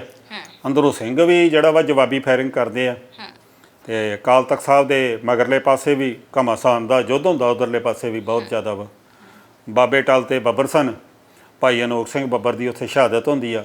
ਹੋਰ ਵੀ ਕਈ ਜਿਹੜੀ ਸੰਗਤ ਆ, ਕਈ ਉਹਨਾਂ ਚੋਂ ਮੀ ਜਿਹੜਾ ਵਾ ਸ਼ਹੀਦ ਹੋ ਜਾਂਦੇ ਆ। CRP ਦਾ ਬਹੁਤ ਵੱਡਾ ਜਿਹੜਾ ਵਾ ਨੁਕਸਾਨ ਹੁੰਦਾ ਵਾ, ਇਹਨਾਂ ਦੇ ਮੋਰਚੇ ਤਬਾਹ ਕਰ ਦਿੱਤੇ ਜਾਂਦੇ ਆ। ਪਰ ਉਹ ਜਿਹੜਾ ਵਾ 1 ਤਰੀਕ ਦਾ CRP ਦਾ ਜਿਹੜਾ ਹਮਲਾ ਵਾ, ਉਹ ਇੱਕ ਫੌਜੀ ਹਮਲੇ ਦੀ ਇੱਕ ਰਹਿਸਲ ਸੀ। ਜੀ, ਮੈਂ ਇਹ ਤੁਹਾਨੂੰ ਵਿੱਚ ਥੋੜਾ ਰੁਕਾਂਗੀ। ਜਦੋਂ ਇਹ ਹਮਲਾ ਹੋਣਾ ਸ਼ੁਰੂ ਹੋਇਆ ਸੀ ਕਿ ਜਦੋਂ ਫੌਜ ਦਰਬਾਰ ਸਾਹਿਬ ਦੇ ਵੱਲ ਵੱਧ ਰਹੀ ਸੀ, ਟੈਂਕ ਵੀ ਵੱਡੇ ਵੱਡੇ ਆ ਗਏ ਸੀ, ਪਰ ਇਸ ਦੌਰਾਨ ਇੰਦਰਾ ਗਾਂਧੀ ਸੰਬੋਧਨ ਵੀ ਕਰਦੀ ਹੈ। ਪਰ ਜੇਕਰ ਇਹੀ ਕਿਹਾ ਜਾਂਦਾ ਕਿ ਸੰਤ ਜੀ ਨੂੰ ਮੇਨ ਮੋਟਿਵ ਤਾਂ ਇਹੀ ਸੀ ਕਿ ਸੰਤ ਜੀ ਉਹਨਾਂ ਨੂੰ ਗ੍ਰਿਫਤਾਰ ਕਰਨਾ, ਚਾਹੇ ਉਹ ਉਹਨਾਂ ਨੂੰ ਜਿਉਂਦੇ ਕੀਤਾ ਜਾਂਦਾ, ਚਾਹੇ ਉਹਨਾਂ ਨੂੰ ਗੋਲੀ ਮਾਰ ਕੇ ਉਹਨਾਂ ਨੂੰ ਖਤਮ ਕੀਤਾ ਜਾਂਦਾ। ਜੇ ਕਿ ਮੇਨ ਮੋਟਿਵ ਹੀ ਉਹਨਾਂ ਦਾ ਸੀ ਸੰਤ ਜੀ ਨੂੰ ਗ੍ਰਿਫਤਾਰ ਕਰਨਾ, ਜੇ ਕੋਈ ਅਨਾਊਂਸਮੈਂਟ ਕਰ ਦਿੰਦੇ ਕਿ ਸੰਤ ਜੀ ਜੇ ਤੁਸੀਂ ਬਾਹਰ ਨਹੀਂ ਆਓਗੇ ਤਾਂ ਜਿੰਨੀ ਸੰਗਤ ਕੰਪਲੈਕਸ ਵਿੱਚ ਮੌਜੂਦ ਹੈ ਅਸੀਂ ਸਾਰੀ ਉਹ ਮਾਰ ਦੇਵਾਂਗੇ, ਜਾਂ ਫਿਰ ਅਕਾਲ ਤਖਤ ਸਾਹਿਬ ਤੇ ਅਸੀਂ ਬੰਬ ਗੋਲੇ ਸੁੱਟ ਦੇਵਾਂਗੇ, ਕਿਉਂਕਿ ਸਾਡੇ ਕੋਲ ਸਭ ਕੁਝ ਮੌਜੂਦ ਆ, ਕਿ ਸੰਤ ਜੀ ਬਾਹਰ ਨਹੀਂ ਆਉਂਦੇ। ਨਹੀਂ ਮਨਦੀਪ, ਇਕੱਲਾ ਗੱਲ ਸੰਤ ਬਾਬਾ ਜਰਨੈਲ ਸਿੰਘ ਭਿੰਡਰਾਂ ਵਾਲੇ ਨੂੰ ਖਤਮ ਕਰਨ ਦੀ ਗੱਲ ਨਹੀਂ ਸੀ। ਜੇ ਇਕੱਲੀ ਗੱਲ ਸੰਤ ਬਾਬਾ ਜਰਨੈਲ ਸਿੰਘ ਭਿੰਡਰਾਂ ਵਾਲੇ ਨੂੰ ਖਤਮ ਕਰਨ ਦੀ ਗੱਲ ਹੁੰਦੀ ਨਾ, ਤੇ ਇੱਕੇ ਟਾਈਮ ਹੀ ਉਸੇ ਸਮੇਂ ਹੀ 37 ਪੰਜਾਬ ਦੇ ਹੋਰ ਜਿਹੜੇ ਗੁਰਦੁਆਰਾ ਸਾਹਿਬਾਨ ਸਨ, ਉਹਨਾਂ 'ਚ ਕਿਹੜਾ ਸੰਤ ਜਰਨੈਲ ਸਿੰਘ ਬੈਠਾ ਸੀ, ਉੱਥੇ ਹਮਲੇ ਕਿਉਂ ਕੀਤੇ ਗਏ? ਉੱਥੇ ਫੌਜ ਨੇ ਕਿਉਂ ਹਮਲੇ ਕੀਤੇ? ਕਿਉਂ ਫੌਜ ਉੱਥੇ ਜਿਹੜੀ ਆ ਭੇਜੀ ਗਈ? ਕਿਉਂ ਉੱਥੇ ਗੁਰੂ ਗ੍ਰੰਥ ਸਾਹਿਬ ਦੀ ਬੇਅਦਬੀ ਕੀਤੀ ਗਈ? ਕਿਉਂ ਸਿੱਖਾਂ ਨੂੰ ਫੜਿਆ ਗਿਆ? ਕਿਉਂ ਗ੍ਰਿਫਤਾਰ ਕੀਤਾ ਗਿਆ? ਕਿਉਂ ਉਹਨਾਂ ਨੂੰ ਟੌਰਚਰ ਕੀਤਾ ਗਿਆ? ਉਹਦੇ ਵਿੱਚ ਉਹਨਾਂ ਬੜਾ ਵੱਡਾ ਆਪਰੇਸ਼ਨ ਲਿਖਿਆ ਸੀ। ਭਈ 17 ਸਾਲ ਤੋਂ ਲੈ ਕੇ 25 ਸਾਲ ਤੱਕ ਦੀ ਜਿਹੜੀ ਨੌਜਵਾਨੀ ਆ ਪੰਜਾਬ 'ਚ ਸਾਰੀ ਖਤਮ ਕਰ ਦਿਓ।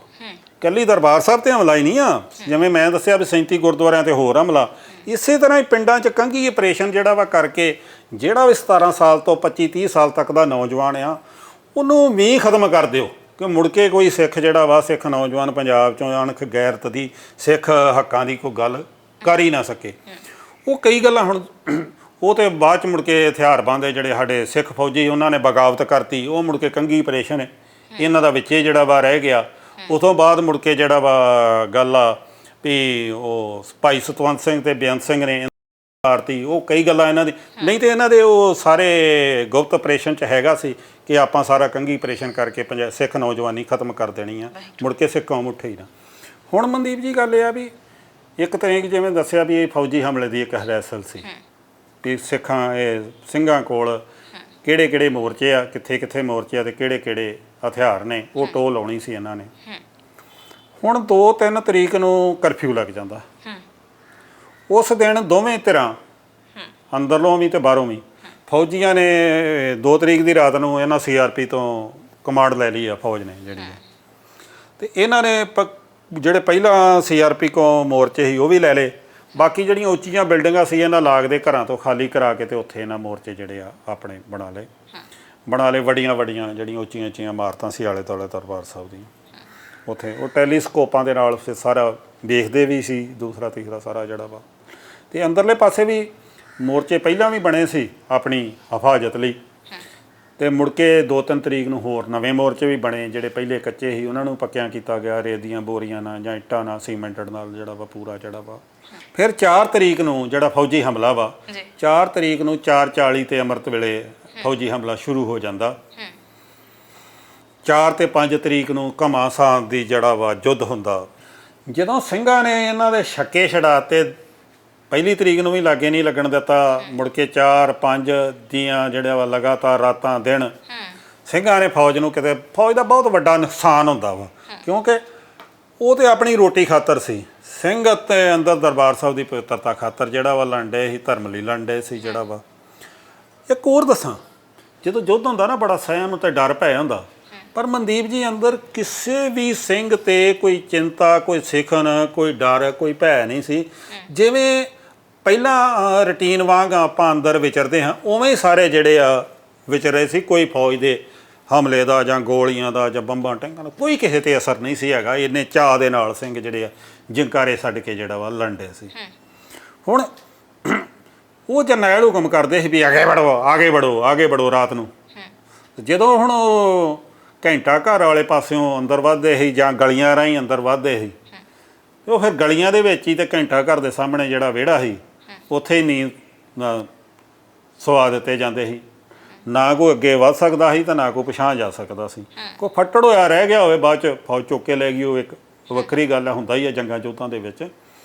ਪਰ ਬਹੁਤ ਵੱਡਾ ਫੌਜ ਦਾ ਜਦੋਂ ਨੁਕਸਾਨ ਹੋ ਗਿਆ ਤੇ ਜਿਹੜੀ ਕਮਿਟਮੈਂਟ ਸੀ ਚੁਟਕੀ ਵਾਲੀ ਉਹ ਵੀ ਧਰੀ ਧਰਾਈ ਰਹਿ ਗਈ। ਹੁਣ ਫੌਜ ਦੀ ਤੇ ਫੌਜ ਦੇ ਜਰਨੈਲਾਂ ਦੀ ਬੜੀ ਵੱਡੀ ਬੇਇੱਜ਼ਤੀ ਹੋ ਰਹੀ ਸੀ ਇੰਦਰਾ ਗਾਂਧੀ ਦੇ ਕੋਲ। ਤੇ ਇਹਨਾਂ ਨੇ ਫਿਰ ਕਿਹਾ ਵੀ ਜੇ ਆਪਾਂ ਇਸੇ ਤਰ੍ਹਾਂ ਲੜਾਈ ਲੜਦੇ ਰਹੇ, ਭਾਵੇਂ 2 ਮਹੀਨੇ ਲੜ ਲਈਏ ਤੇ ਭਾਵੇਂ 3 ਮਹੀਨੇ ਲੜ ਲਈਏ, ਆਪਾਂ ਦਰਬਾਰ ਸਾਹਿਬ ਐਂਟਰ ਨਹੀਂ ਹੋ ਸਕਦੇ। ਤੇ ਸਾਨੂੰ ਹੁਣ ਟੈਂਕਾਂ ਤੇ ਜਿਹੜਾ ਵਾ ਬਖਤਰਬੰਦ ਗੱਡੀਆਂ ਤੇ ਤੋਪਾਂ ਦੀ ਜਿਹੜੀ ਆ ਚਲਾਉਣ ਦੀ ਇਜਾਜ਼ਤ ਜਿਹੜੀ ਆ ਦਿੱਤੀ ਜਾਵੇ। ਫਿਰ ਇਹਨਾਂ ਸ਼ਾਮੀ 7-8 ਵਜੇ ਦੇ ਕਰੀਬ ਉੱਤੋਂ ਪਰਮਿਸ਼ਨ ਲਈ ਆ। ਤੇ ਫਿਰ ਇਹਨਾਂ 10 ਕੁ ਵਜੇ ਦੇ ਕਰੀਬ ਸਰਾਂ ਦਾ ਗੇਟ ਜਿਹੜਾ ਲੋਹੇ ਦਾ ਸੀ ਉਹ ਅਸੀਂ ਲਾਇਆ ਸੀ ਵੀ ਕੋਈ ਐਂਟਰ ਨਾ ਹੋ ਸਕੇ। ਉਹ ਇਹਨਾਂ ਫਿਰ ਟੈਂਕਾਂ ਤੇ ਬਖਤਰਬੰਦ ਗੱਡੀਆਂ ਨਾਲ 10-10:30 ਵਜੇ ਦੇ ਕਰੀਬ ਸਭ ਤੋਂ ਪਹਿਲਾਂ ਆਣ ਕੇ ਤੋੜਿਆ ਵਾ। ਮਨਦੀਪ ਜੀ ਹੋਰ ਤੁਹਾਨੂੰ ਦੱਸ ਦਈਏ, ਕੋਈ ਗਲੀਆਂ 'ਚ ਫੌਜੀ ਤੁਰ ਕੇ ਨਹੀਂ ਅੰਦਰ ਆ ਗਿਆ ਵੀ ਇੱਦਾਂ ਹੀ ਜਾ ਕੇ ਫੰਤ ਜਰਨੈਲ ਸਿੰਘ ਨੂੰ ਫੜ ਲਿਆਵਾਂਗੇ ਜਾਂ ਦਰਬਾਰ ਸਾਹਿਬ ਆ ਜਾਵਾਂਗੇ। ਇਹ ਟੈਂਕਾਂ ਤੇ ਬਖਤਰਬੰਦ ਗੱਡੀਆਂ ਦੇ ਵਿੱਚ ਵੜ ਕੇ ਫੌਜ ਆਈ ਆ, ਪੈਦਲ ਨਹੀਂ ਆ ਸਕੀ ਅੰਦਰ, ਕਿਉਂਕਿ ਅੱਗੋਂ ਤੇ ਅੱਗ ਵਰਤੀ ਸੀ ਹਰ ਪਾਸੇ ਜਿਹੜਾ ਵਾ।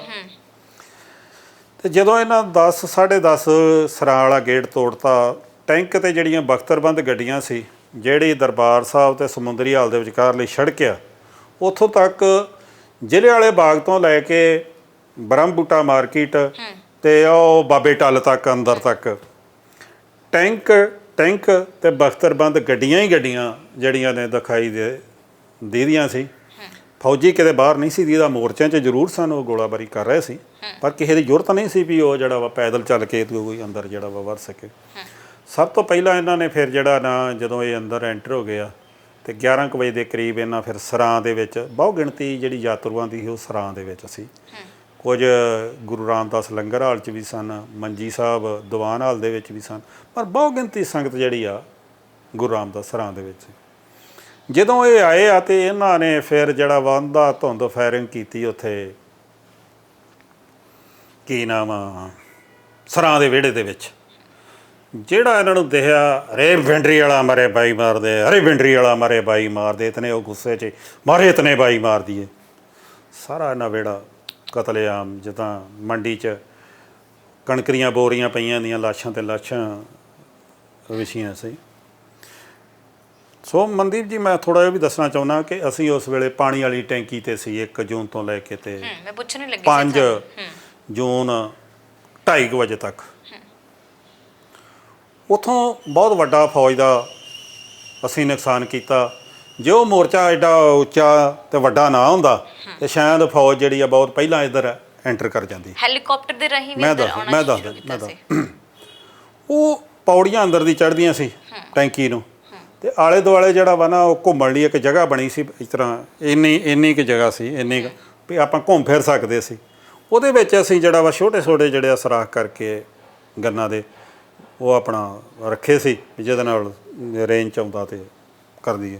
ਪਰ ਉਹ ਬਾਹਰੋਂ ਨਾ ਅੰਦਰੋਂ ਦੀਦਾ ਸੀ ਨਾ ਬਾਹਰੋਂ ਦੀਦਾ ਸੀ ਵੀ ਇੱਥੇ ਜਿਹੜਾ ਵਾ ਕੋਈ ਹੈਗਾ। ਉਹ ਹੁਣ ਆ ਵੀ ਜਿਹੜੇ ਗਲੀਆਂ 'ਚ ਫੌਜ ਆਉਂਦੀ ਸੀ ਉਹ ਵੀ ਸਾਡੀ ਰੇਂਜ 'ਚ ਸੀ। ਉਹ ਬਹੁਤ ਵੱਡਾ ਨੁਕਸਾਨ ਅਸੀਂ ਕੀਤਾ। ਕਈ ਸੀ ਵੀ ਆਪਾਂ ਛੱਤਾਂ ਥਾਣੀ ਉੱਪਰ ਚੜ੍ਹ ਕੇ ਤੇ ਲਾਗੇ ਚਲੇ ਜਾਂਦੇ ਆ ਫੌਜੀ। ਜਦੋਂ ਉਹ ਮਮਟੀ ਰਾਹੀਂ ਉੱਪਰ ਚੜ੍ਹ ਕੇ ਪੌੜੀਆਂ ਰਾਹੀਂ ਆਉਂਦੇ ਸੀ ਤੇ ਦਰਵਾਜ਼ਾ ਖੋਲ੍ਹ ਕੇ ਕੋਠੇ ਦੀ ਛੱਤ 'ਤੇ ਆਉਂਦੇ ਸੀ ਤੇ ਉਹ ਸਾਡੀਆਂ ਉੱਥੇ ਵੀ ਆਣ ਕੇ ਜਿਹੜੀਆਂ ਨੇ। ਸੋ ਅਸੀਂ ਲਾਗੇ ਉੱਧਰਲੇ ਪਾਸੇ ਕਿਸੇ ਪਾਸੇ ਜਿਹੜਾ ਵਾ ਉਹਨੂੰ ਵਧਣ ਫੁੱਲਣ ਨਹੀਂ। ਫਿਰ 2:30 ਵਜੇ ਦੇ ਕਰੀਬ 2 ਹੈਲੀਕਾਪਟਰ 5 ਤਰੀਕ ਨੂੰ, 5 ਨਹੀਂ ਦਿਨ ਦੀ ਗੱਲ, 2:30 ਵਜੇ ਦੇ ਕਰੀਬ 2 ਹੈਲੀਕਾਪਟਰ ਜੰਗ ਦਾ ਸਰਵੇਖਣ ਕਰਨ ਲਈ ਜਿਹੜੇ ਆ ਫੌਜ ਦੇ ਉੱਪਰ ਆਏ ਆ। ਤਾਂ ਅਸੀਂ ਵੀ ਸਮਝ ਗਏ ਵੀ ਇਹ ਸਰਵੇਖਣ ਹੀ ਕਰ ਰਿਹਾ ਕਿੱਥੇ ਕੀ ਹੋ ਰਿਹਾ। ਉਹ ਹੋਇਆ ਵੀ ਉਹਨਾਂ 15-20 ਮਿੰਟ ਬਾਅਦ ਹੀ ਉੱਪਰੋਂ ਵਾਇਰਲੈਸ ਕੀਤੀ ਜਾਂ ਉਹਨਾਂ ਆਪਣੇ ਕਿਸੇ ਸਿਸਟਮ ਨਾਲ ਥੱਲੇ ਉਹਨਾਂ ਸੁਨੇਹਾ ਕਹਿੰਦਾ ਵੀ ਜਿੰਨੀ ਦੇਰ ਇਹ ਮੋਰਚਾ ਆ ਆਇਆ ਅਸਲ, ਜਿੰਨੀ ਦੇਰ ਇਹ ਮੋਰਚਾ ਨਹੀਂ ਟੁੱਟਦਾ ਆਪਾਂ ਇੱਧਰਲੇ ਪਾਸਿਓਂ ਅੱਗੇ ਜਿਹੜਾ ਵਾ ਨਹੀਂ ਵੱਧ ਸਕਦੇ। ਫਿਰ ਉਸ ਵੇਲੇ ਉਹਨਾਂ ਆਪਣੇ ਤੋਪਖਾਨੇ ਦੇ ਨਾਲ, ਤੋਪਾਂ ਦੇ ਨਾਲ, ਗੋਲਿਆਂ ਦੇ ਨਾਲ ਗੋਲੇ ਮਾਰੇ ਆ ਪਾਣੀ ਵਾਲੀ ਟੈਂਕੀ ਦੇ ਵਿੱਚ। ਤੇ 3 ਸੁਰਾਖ ਹੋਏ ਆ ਅਤੇ ਉਹਦੇ 'ਚ ਬਹੁਤ ਵੱਡੇ ਵੱਡੇ ਜਿਵੇਂ ਬੰਬੀਆਂ ਚੱਲਦੀਆਂ, ਪਾਣੀ ਬਾਹਰ ਡਿੱਗਦਾ ਇਵੇਂ ਮਗੋਰੇ ਹੋ ਕੇ ਅਤੇ ਉਹ ਪਾਣੀ, ਅਤੇ ਜਿਹੜੀ ਟੈਂਕੀ ਸੀ ਉਹ ਥਰ ਥਰ ਕੰਬਣ ਲੱਗ ਪਈ। ਉਹ ਵੇਲੇ ਜਿਹੜੀ ਸਾਡੀ ਮਾਨਸਿਕਤਾ ਸੀ ਵੀ ਅਸੀਂ ਹੁਣ ਇਹਨਾਂ ਦੀਆਂ ਗੋਲੀਆਂ ਨਾਲ ਤਾਂ ਸ਼ਹੀਦ ਨਹੀਂ ਹੋਣਾ, ਵੀ ਹੁਣ ਇਹ ਟੈਂਕੀ ਟੁੱਟ ਜਾਣੀ ਆ, ਡਿੱਗ ਪੈਣੀ ਆ, ਅਸੀਂ ਇਹਦੇ ਮਲਬੇ ਥੱਲੇ ਹੇਠ ਆਣ ਕੇ ਜਿਹੜਾ ਵਾ ਮਰ ਜਾਣਾ। ਉਹ ਵੇਲੇ ਸਾਡੇ ਮਾਨਸਿਕ ਜਿਹੜੀ ਅਵਸਥਾ ਜਿਹੜੀ ਇਸ ਤਰ੍ਹਾਂ ਦੀ, ਪਰ ਡਰ ਭੈ ਨਹੀਂ ਸੀ ਸਾਨੂੰ, ਪਰ ਬੰਦਾ ਜਦੋਂ ਅੰਦਾਜ਼ਾ ਕਰਦਾ ਹੁਣ ਕੀ ਹੋਊਗਾ ਵੀ ਸਾਨੂੰ ਇਹ ਵੀ ਹੁਣ ਇਹਦੇ ਟੈਂਕੀ ਥੱਲੇ, ਪਰ ਉਹ ਟੈਂਕੀ ਟੁੱਟੀ ਨਹੀਂ, ਇੰਨੀ ਉਹ ਸਖਤ ਨਿਕਲੀ, ਮਜ਼ਬੂਤ ਨਿਕਲੀ, ਟੁੱਟੀ ਨਹੀਂ। ਫਿਰ ਅਸੀਂ ਅੰਦਰ ਦੀ ਜਿਹੜੀਆਂ ਪੌੜੀਆਂ ਸੀ ਉਹਦੇ ਰਾਹੀਂ ਸਟੈਪ ਬਾਈ ਸਟੈਪ, ਉਹਦੇ 'ਚ ਮਗੋਰੇ ਸੀ, ਉਹ ਟੈਲੀਸਕੋਪ ਗੰਨਾਂ ਸੀ ਇਹਨਾਂ ਦੇ ਕੋਲ, ਅਤੇ ਸਾਨੂੰ ਵੀ ਪਤਾ ਸੀ ਵੀ ਜਦੋਂ ਮਗੋਰਿਆਂ ਦੇ ਰੇਂਜ ਦੇ ਵਿੱਚ ਅਸੀਂ ਆਏ ਅਤੇ ਇਹਨਾਂ ਮਾਰਨੀਆਂ ਨੇ। ਜਨਰਲ ਸਪੇਕਸ ਉਹਨੇ ਵੀ ਸਾਨੂੰ ਟ੍ਰੇਨਡ ਕੀਤਾ ਸੀ। ਉਹ ਅਸੀਂ ਇੱਕ ਜਦੋਂ ਪੌੜੀ ਉਤਰਦੇ ਸੀ ਅਤੇ ਮਗੋਰੇ 'ਚੋਂ ਅਸੀਂ ਫਿਰ ਜਾ ਕੇ ਖਲੋ ਜਾਂਦੇ ਸੀ, ਅਤੇ ਜਦੋਂ ਉਹਨਾਂ ਨੂੰ ਹਰਕਤ ਨਜ਼ਰ ਆਉਂਦੀ ਸੀ ਤਾਂ ਉਹ ਗੋਲੀਆਂ ਠਰ ਪੌੜੀਆਂ ਵੱਜਦੀਆਂ ਸੀ, ਪਰ ਅਸੀਂ ਦੂਜੀ ਪੌੜੀ 'ਤੇ ਜਾ ਕੇ ਇੱਦਾਂ ਕਰਦੇ ਅਸੀਂ ਸਟੈਪ ਬਾਈ ਸਟੈਪ ਗਰੀਲਾ ਵਾਰ ਵਾਂਗੂ ਨੀਚੇ ਆ ਗਏ ਹਾਂ। ਕੋਈ ਸਾਡਾ ਨੁਕਸਾਨ ਨਹੀਂ ਹੋਇਆ। ਫਿਰ ਥੱਲੇ ਵੀ ਅਸੀਂ ਜਿਹੜਾ ਸਰਾਂ ਦੇ ਬੈਕ ਸਾਈਡ 'ਤੇ ਗੁਰੂ ਰਾਮਦਾਸ ਸਰਾਂ ਦੇ ਵਿੱਚ ਹਾਲ ਸੀ, ਉੱਥੇ ਮੋਰਚਾ ਸੰਭਾਲਿਆ। ਚਲੋ ਜਿਵੇਂ ਤੁਹਾਨੂੰ ਦੱਸਿਆ ਵਾ ਕਿ ਮੁੜ ਕੇ ਅਸੀਂ ਫੈਡਰੇਸ਼ਨ ਵਾਲੇ ਸਾਰੇ ਵੀਰ ਸੀ, ਜਦੋਂ ਫੌਜ ਐਂਟਰ ਹੋ ਗਈ, ਤੋਪਾਂ ਟੈਂਕੀ ਆ ਗਏ। ਹੁਣ ਬੰਦੂਕਾਂ ਦਾ ਤੋਪਾਂ ਟੈਂਕਾਂ ਦਾ ਕੀ ਮੁਕਾਬਲਾ ਹੈਗਾ ਸੀ ਉਸ ਸਮੇਂ। ਮੈਂ ਤੁਹਾਨੂੰ ਇੱਕ ਸਵਾਲ ਕਰਨਾ ਚਾਹਾਂਗੀ, ਜਿੱਦਾਂ ਉੱਥੇ 6 ਜੂਨ ਤੱਕ ਸਾਰੀ ਕਾਰਵਾਈ ਹੁੰਦੀ, ਹਾਲਾਂਕਿ 10 ਜੂਨ ਤੱਕ ਚੱਲਦਾ, ਪਰ 6 ਜੂਨ ਤੱਕ ਜੋ ਸੰਤ ਜੀ ਵੀ ਸ਼ਹੀਦ ਹੋ ਜਾਂਦੇ ਨੇ, ਪਰ ਇੰਨਾ ਉੱਥੇ ਇੰਨੀ ਫੌਜ ਹੁੰਦੀ ਹੈ, ਅੰਦਰ ਕੁਝ ਸਿੰਘ ਵੀ ਹੁੰਦੇ ਨੇ, ਕੁਝ ਸ਼ਹੀਦ ਵੀ ਹੋ ਜਾਂਦੇ ਨੇ, ਪਰ ਜਿਹੜੇ ਸੰਗਤ ਆਉਂਦੀ ਉਹ ਤਾਂ ਖਾਲੀ ਹੱਥ ਸੀਗੀ, ਪਰ ਇੰਨਾ ਹੋਰ ਉੱਥੇ ਅਸਲਾ ਕਿੱਥੋਂ ਪਹੁੰਚਦਾ ਸੀ, ਗੋਲੀਆਂ ਬੰਦੂਕਾਂ ਉਹਨਾਂ ਦੇ ਕੋਲ ਕਿਵੇਂ ਆਈਆਂ, ਇੰਨਾ ਕਿਆ ਪ੍ਰਪੇਅਰ ਸੀ ਕਿ ਸਭ ਕੁਝ ਹੋਣ ਵਾਲਾ ਹੈ? ਸਰਕਾਰਾਂ ਇਹ ਦੋਸ਼ ਲਾਉਂਦੀਆਂ ਵੀ ਪਾਕਿਸਤਾਨ ਨੂੰ ਅਸਲਾ ਆਇਆ। ਹਿੰਦੁਸਤਾਨ ਦੀਆਂ ਫੌਜਾਂ ਕੀ ਕਰਨ ਡੀਆਂ ਸੀ ਬਾਰਡਰ 'ਤੇ, ਪਾਕਿਸਤਾਨ ਨੂੰ ਕਿਤਨਾ ਆ ਗਿਆ? ਆਲੇ ਦੁਆਲੇ CRP ਤੇ ਫੌਜ ਲੱਗੀ ਸੀ, ਕਿੱਥੋਂ ਆ ਗਿਆ? BSF ਲੱਗੀ ਸੀ। ਬਹੁਤੇ ਹਥਿਆਰ ਤੇ ਜਿਹੜਾ ਪਹਿਲਾਂ ਲਾਇਸੈਂਸੀ ਸੀ ਸੰਤਾਂ ਦੇ ਕੋਲ, ਉਹਨਾਂ ਦੇ ਲਾਇਸੈਂਸ ਬਣੇ ਹੋਏ ਸੀ। ਪਰ ਜਦੋਂ ਲੜਾਈ ਭਖ ਗਈ, ਜਿੱਦਾਂ ਤੁਹਾਨੂੰ ਦੱਸਿਆ ਵੀ ਘੇਰੇ ਪੈਣੇ, ਮੁੜ ਕੇ ਦਰਬਾਰ ਸਾਹਿਬ ਕਈ ਇਹਨਾਂ ਪਲੈਨਿੰਗਾਂ ਬਣਾਈਆਂ ਵੀ ਸੰਤਾਂ ਨੂੰ ਪਹਿਲਾਂ ਹੈਲੀਕਾਪਟਰ ਰਾਹੀਂ ਗੁਰੂ ਨਾਨਕ ਨਿਵਾਸ ਤੋਂ ਚੁੱਕ ਲੈਂਦੇ ਆ ਆਪਾਂ ਕਮਾਂਡੋ ਐਕਸ਼ਨ ਕਰਕੇ। ਸੋ ਉਦੋਂ ਬਾਅਦ ਫਿਰ ਤਿਆਰੀ ਜਿਹੜੀ ਆ, ਜੰਗ ਜਿਹੜੀ ਆ ਹਥਿਆਰਬੰਦ ਇੱਧਰਲੇ ਪਾਸਿਓਂ ਵੀ ਜਿਹੜਾ ਵਾ ਫਿਰ ਤਿਆਰੀ ਜਿਹੜੀ ਆ ਸ਼ੁਰੂ ਹੋ ਗਈ ਸੀ। ਫਿਰ ਅਸਲਾਖਾਨਾ ਵੀ ਲੁੱਟੇ ਗਏ। ਸੋ ਇਹ ਆ ਵੀ ਫਿਰ ਜਿਸ ਤਰ੍ਹਾਂ ਗਰੀਲਾ ਜੰਗ ਦੇ ਵਿੱਚ ਹੁੰਦਾ ਵੀ ਆਪਣੇ ਬਚਾਅ ਲਈ ਹਰੇਕ ਬੰਦਾ ਜਿਹੜਾ ਵਾ ਕਰਦਾ ਵਾ, ਅਤੇ ਅਸੀਂ ਕਿਸੇ ਦੇ ਘਰ ਜਾ ਕੇ ਤਾਂ ਗੋਲੀ ਨਹੀਂ ਚਲਾਈ, ਉਹ ਹੀ ਸਾਡੇ ਘਰ ਆਏ ਆ। ਅਸੀਂ ਤਾਂ ਦਰਬਾਰ ਸਾਹਿਬ ਦੀ ਪਵਿੱਤਰਤਾ ਕਾਇਮ ਰੱਖਣ ਲਈ, ਮਰਜ਼ਾਦਾ ਬਹਾਲ ਰੱਖਣ ਲਈ ਅਸੀਂ ਤਾਂ ਆਪਣੇ ਬਚਾਓ 'ਚ ਗੋਲੀ ਚਲਾਈ ਆ। ਉਹਨਾਂ ਸਾਡੇ ਘਰ 'ਤੇ ਆਣ ਕੇ ਹਮਲਾ ਕੀਤਾ ਵਾ, ਅਸੀਂ ਤਾਂ ਹਮਲਾ ਨਹੀਂ ਕਿਸੇ ਦੇ ਘਰ ਕੀਤਾ, ਜਾਂ ਜਿਹਨੇ ਵੀ ਦਰਬਾਰ ਸਾਹਿਬ 'ਤੇ ਹਮਲਾ ਕੀਤਾ ਉਹ ਕਦੇ ਜਿਉਂਦਾ ਰਿਹਾ ਨਹੀਂ ਆ। ਹੁਣ ਗੱਲ 2-3 ਘਟਨਾਵਾਂ ਮੈਂ ਜਿਹੜੀਆਂ ਦੱਸਣਾ ਚਾਹੁੰਦਾ ਕਿ ਬਾਬਰਾਂ ਕੋਲ ਵੀ 5 ਤਰੀਕ ਨੂੰ ਅਸਲਾ ਮੁੱਕ ਗਿਆ ਸੀ ਗੁਰੂ ਨਾਨਕ ਵਾਸਤੇ ਬਾਬੇ ਟਾਲ 'ਤੇ, ਅਤੇ ਉਹਦਾ ਵੇਲੇ ਸੰਤਾਂ ਨਾਲ ਅਣਬਣ ਸੀ ਪਹਿਲਾਂ, ਸੰਤਾਂ ਦੀ ਅਤੇ ਬਾਬਰਾਂ ਦੀ, ਪਰ ਉਹਨਾਂ ਵੀ ਵੱਡਾ ਦਿਲ ਕਰਕੇ ਵੀ ਆਪਾਂ ਸੰਤਾਂ ਕੋਲ ਅਸਲਾ ਲੈ ਆਉਂਦੇ ਹਾਂ। ਅਤੇ ਜਿਹੜੇ ਉਹ 2 ਵਜੇ ਦੇ ਕਰੀਬ ਆਏ ਅਸਲਾ ਲੈਣ, ਅਤੇ ਸੰਤਾਂ ਨੇ ਫਿਰ ਬੋਰੀਆਂ ਲੱਦ ਅਸਲਾ ਜਿਹੜਾ ਵਾ ਆਪਣੇ ਹੱਥੀਂ ਨਾਲ ਕਿਹਾ ਵੀ ਮੇਰੀ ਸਾਰੇ ਬਾਬਰਾਂ ਨੂੰ ਫਤਿਹ ਬੁਲਾਇਓ, ਆਪਣੀ ਕੋਈ ਗੱਲ, ਆਪਾਂ ਕੌਮ ਲਈ ਲੜਾਈ ਲੜ ਰਹੇ ਹਾਂ, ਦਰਬਾਰ ਸਾਹਿਬ ਦੀ ਪਵਿੱਤਰਤਾ ਦੀ ਲੜਾਈ। ਉਦੋਂ ਉਹ ਵੀ ਲੜਾਈ ਜਿਹੜੀ ਆ ਖਤਮ ਹੁੰਦੀ ਆ। ਫਿਰ ਜਿੱਦਣ 6 ਤਰੀਕ ਨੂੰ ਮਨੇਰੇ ਅੰਮ੍ਰਿਤ ਵੇਲੇ ਕੁਝ ਸਿੰਘ ਸੋਚਦੇ ਆ ਵੀ ਜਿਵੇਂ 10ਵੇਂ ਪਾਤਸ਼ਾਹ ਨੂੰ 5 ਸਿੰਘਾਂ ਨੇ ਹੁਕਮ ਕਰਕੇ ਇੱਕ ਆਗੂ ਬਚਾਉਣ ਲਈ ਚਮਕੌਰ ਦੀ ਗੜੀ 'ਚੋਂ ਕੱਢ ਦਿੱਤਾ ਸੀ, ਆਪਾਂ ਵੀ ਕਿਸੇ ਤਰ੍ਹਾਂ ਮੁੜ ਕੇ ਐਡਾ ਵੱਡਾ ਆਗੂ ਆਪਾਂ ਨੂੰ ਮਿਲਣਾ ਨਹੀਂ ਆ, ਅਤੇ ਸੰਤਾਂ ਨੂੰ ਕਿਸੇ ਤਰ੍ਹਾਂ 5 ਸਿੰਘ ਹੁਕਮ ਕਰਕੇ ਆਪਾਂ ਇਸ ਨੂੰ ਕੱਢੀਏ। ਭੋਰੇ 'ਚ ਸਾਰੇ ਸੰਤ ਵੀ ਬੈਠੇ, ਸਿੰਘ ਵੀ ਬੈਠੇ ਆ, ਅਤੇ ਕੁਝ ਸਿੰਘ ਇੱਧਰ ਜਾ ਕੇ ਅਤੇ ਗੁਰਮਤਾ ਲੱਗੇ ਆ ਕਰਨ, ਅਤੇ ਸੰਤਾਂ ਨੇ ਭਾਫ ਲਿਆ ਵੀ ਇਹ ਕੀ ਕਰਨ ਲੱਗੇ ਆ। ਸੰਤਾਂ ਨੇ ਉਸੇ ਵੇਲੇ ਬੁਲਾ ਲਿਆ ਵੀ ਭਾਈ ਉਰੇ ਆਓ। ਆ ਗਏ, ਕਹਿੰਦੇ ਵੀ ਮੇਰੀ ਗੱਲ ਸੁਣੋ, ਜਿਹੜਾ ਮਰਜ਼ੀ ਹੁਕਮ ਮੈਨੂੰ ਕਰ ਦਿਓ, ਪਰ ਇਹ ਹੁਕਮ ਨਾ ਕੋਈ ਮੈਨੂੰ ਕਰ ਦਿਓ ਵੀ ਤੁਸੀਂ ਇੱਥੋਂ ਨਿਕਲ ਜਾਓ। ਬਾਬੇ ਦੀਪ ਸਿੰਘ ਨੇ ਇੱਥੇ ਸਿਰ ਲਾਇਆ ਵਾ, ਬਾਬੇ ਗੁਰਬਖਸ਼ ਸਿੰਘ ਨੇ ਇੱਥੇ ਸਿਰ ਲਾਇਆ, ਦਰਬਾਰ ਸਾਹਿਬ ਦੀ ਪਵਿੱਤਰ ਦਾਸ 14ਵਾਂ ਮੁਖੀ ਆ, ਅਕਾਲ ਤਖਤ ਸਾਹਿਬ ਤੇ ਹਰਗੋਬਿੰਦ ਸਾਹਿਬ ਦੇ ਚਰਨਾਂ 'ਚ ਮੈਂ ਅਰਦਾਸ ਕੀਤੀ ਆ, ਕੌਮ ਨਾਲ ਕਮਿਟ ਕੀਤੀ ਆ, ਜੇ ਫੌਜ ਜਾਂ ਪੁਲਿਸ ਆਈ ਤਾਂ ਮੈਂ ਇੱਥੇ ਸ਼ਹਾਦਤ ਦਾ ਜਾਮ ਪੀਊਂਗਾ। ਮੈਂ ਮੁੜ ਕੇ ਕੌਮ ਨੂੰ ਮੂੰਹ ਕੀ ਵਿਖਾਉਣਾ ਵਾ ਬਾਹਰ ਨਿਕਲ ਕੇ। ਮੈਂ ਇੱਥੇ ਫੈਸਲਾ ਕਰ ਚੁੱਕਾ, ਮੈਂ ਹੁਣ ਸ਼ਹੀਦ ਹੋਣਾ ਵਾ ਅਤੇ ਮੈਨੂੰ ਇਹੋ ਜਿਹਾ ਤੁਸੀਂ ਹੁਕਮ ਨਹੀਂ ਕਰਨਾ। ਇਹਦੇ ਉਲਟ ਸੰਤਾਂ ਨੇ ਇੱਕ ਗੱਲ ਕਹੀ ਫਿਰ ਭਾਈ ਅਮਰੀਕ ਸਿੰਘ ਨੂੰ ਵੀ ਭਾਈ ਅਮਰੀਕ ਸਿੰਘ ਤੂੰ ਨਿਕਲ ਜਾ, ਬਾਅਦ 'ਚ ਕੌਮ ਦੀ ਅਗਵਾਈ ਕਰ ਲਈ। ਅਤੇ ਭਾਈ ਅਮਰੀਕ ਸਿੰਘ ਨੇ ਕਿਹਾ ਕਿ ਮੇਰੇ ਨਗੂਣੇ ਸਿੱਖ ਲਈ ਤੁਸੀਂ ਇੱਕ ਏਡਾ ਵੱਡਾ ਧਰਮ ਯੁੱਧ ਮੋਰਚਾ ਲਾਇਆ, ਅਤੇ ਜਦੋਂ ਤੁਹਾਨੂੰ ਦਸਤਾਰਬੰਦੀ ਤੁਹਾਡੀ ਕੀਤੀ ਸੀ ਤੁਸੀਂ ਮੈਥੋਂ ਇੱਕ ਪ੍ਰਣ ਲਿਆ ਸੀ, ਕਿਉਂਕਿ ਉਹ ਵੇਲੇ ਭਾਈ ਅਮਰੀਕ ਸਿੰਘ ਨੂੰ ਵੀ ਕੋਈ ਸਿੰਘ ਕਹਿੰਦੇ ਸੀ ਵੀ ਇਹਨਾਂ ਦੀ ਦਸਤਾਰਬੰਦੀ ਕਰ ਦਈਏ। ਪਰ ਭਾਈ ਅਮਰੀਕ ਸਿੰਘ ਨੇ, ਦੋਵੇਂ ਭਰਾ ਸੀ ਭਾਈ ਅਮਰੀਕ ਸਿੰਘ ਅਤੇ ਸੰਤ ਜਰਨੈਲ ਸਿੰਘ ਧਰਮ ਦੇ। ਜਦੋਂ ਭਾਈ ਅਮਰੀਕ ਸਿੰਘ ਖਾਲਸਾ ਕਾਲਜ ਪੜ੍ਹਦੇ ਸੀ ਅਤੇ ਸਾਰੇ ਚਾਅ ਭਾਈ ਅਮਰੀਕ ਸਿੰਘ ਅਤੇ ਸੰਤ ਜਰਨੈਲ ਸਿੰਘ ਹੀ ਖੋਏ ਦੀਆਂ ਪਿੰਨੀਆਂ, ਘਿਓ, ਜੋ ਵੀ ਉਹਨਾਂ ਦੇ ਕੱਪੜਾ ਲੀੜਾ ਸਾਰਾ ਉਹ ਆਪਣੇ ਲੈਵਲ 'ਤੇ ਹੀ ਇੰਨਾ ਪਿਆਰ ਸੀ ਖਾਲਸਾ ਕਾਲਜ ਜਾ ਕੇ ਜਿਹੜਾ ਵਾ ਦੇ ਕੇ ਆਉਂਦੇ ਹੁੰਦੇ। ਅਤੇ ਜਦੋਂ ਦਸਤਾਰਬੰਦੀ ਹੁੰਦੀ ਆ ਅਤੇ ਉਹਲੇ ਪ੍ਰਣ ਲਿਆ ਸੀ ਸੰਤਾਂ ਨੇ ਭਾਈ ਅਮਰੀਕ ਸਿੰਘ ਕਿ ਗੱਲ ਮੈਂ ਦਸਤਾਰ ਤਾਂ ਲੈਣੀ ਹੈ ਜੇ ਤੂੰ ਮੇਰੇ ਨਾਲ ਜੀਏਂਗਾ ਅਤੇ ਮਰੇਂਗਾ ਮੇਰੇ ਨਾਲ। ਫਿਰ ਭਾਈ ਅਮਰੀਕ ਸਿੰਘ ਨੇ ਕਿਹਾ ਤੂੰ ਹਾਂ ਮੈਥੋਂ ਪ੍ਰਣ ਲਿਆ ਸੀ, ਜੀਆਂ ਵੀ ਤੁਹਾਡੇ ਨਾਲ, ਹੁਣ ਮਰੂੰਗਾ ਵੀ ਤੁਹਾਡੇ ਨਾਲ। ਅਤੇ ਫਿਰ ਇਕੱਠਿਆਂ ਹੀ ਸ਼ਹੀਦੀ ਖਾੜੇ ਵੱਲ ਨਿਕਲਣ ਦੀ ਕਹਾਣੀ ਉਹ ਵੀ ਤੁਹਾਨੂੰ ਮੈਂ ਦੱਸਦਾ।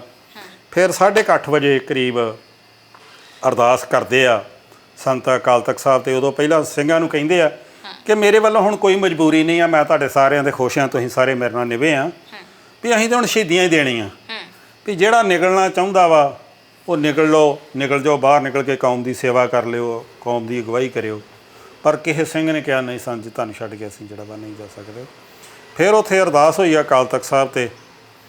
ਇਹ ਗੱਲ ਭਾਈ ਬਲਵਿੰਦਰ ਸਿੰਘ ਖੋਜਕੀਪੁਰ ਜਿਹੜੇ ਥੋੜ੍ਹੇ ਦਿਨ ਪਹਿਲਾਂ ਸੰਤਾਂ ਦੇ ਨਾਲ ਸਨ ਅਕਾਲ ਤਖਤ ਸਾਹਿਬ 'ਤੇ ਚੜ੍ਹਾਈ ਕਰ ਗਏ ਆ, ਭਾਈ ਰਾਗੀ ਮੁਖਤਿਆਰ ਸਿੰਘ, ਇਹਨਾਂ ਸਾਰੇ ਜਿਹੜੇ ਹੋਰ ਵੀ ਸਿੰਘ ਸੀ ਗੱਲ ਉਹਨਾਂ ਦੱਸੀ ਆ ਵੀ ਅਰਦਾਸ ਹੋਈ ਆ ਵੀ ਹਰਗੋਬਿੰਦ ਪਾਤਸ਼ਾਹ ਸੱਚੇ ਪਾਤਸ਼ਾਹ ਤੁਹਾਡਾ ਤਖਤ ਆ ਅਤੇ ਗੁਰੂ ਰਾਮਦਾਸ ਦੀ ਤੁਹਾਡੇ ਚਰਨਾਂ 'ਚ ਆ ਵੀ ਤੁਹਾਡਾ ਅਣਜਾਣ ਬੱਚਾ ਵਾ, ਬੇਅੰਤ ਭੁੱਲਾਂ ਹੋ ਗਈਆਂ ਹੋਣਗੀਆਂ ਇੱਥੇ ਕੌਮ ਦੀ ਸੇਵਾ ਕਰਦੀਆਂ ਰਹਿੰਦਿਆਂ ਬਹਿੰਦਿਆਂ, ਅਣਜਾਣ ਬੱਚਾ ਸਮਝ ਕੇ ਮਾਫ਼ ਕਰਿਓ।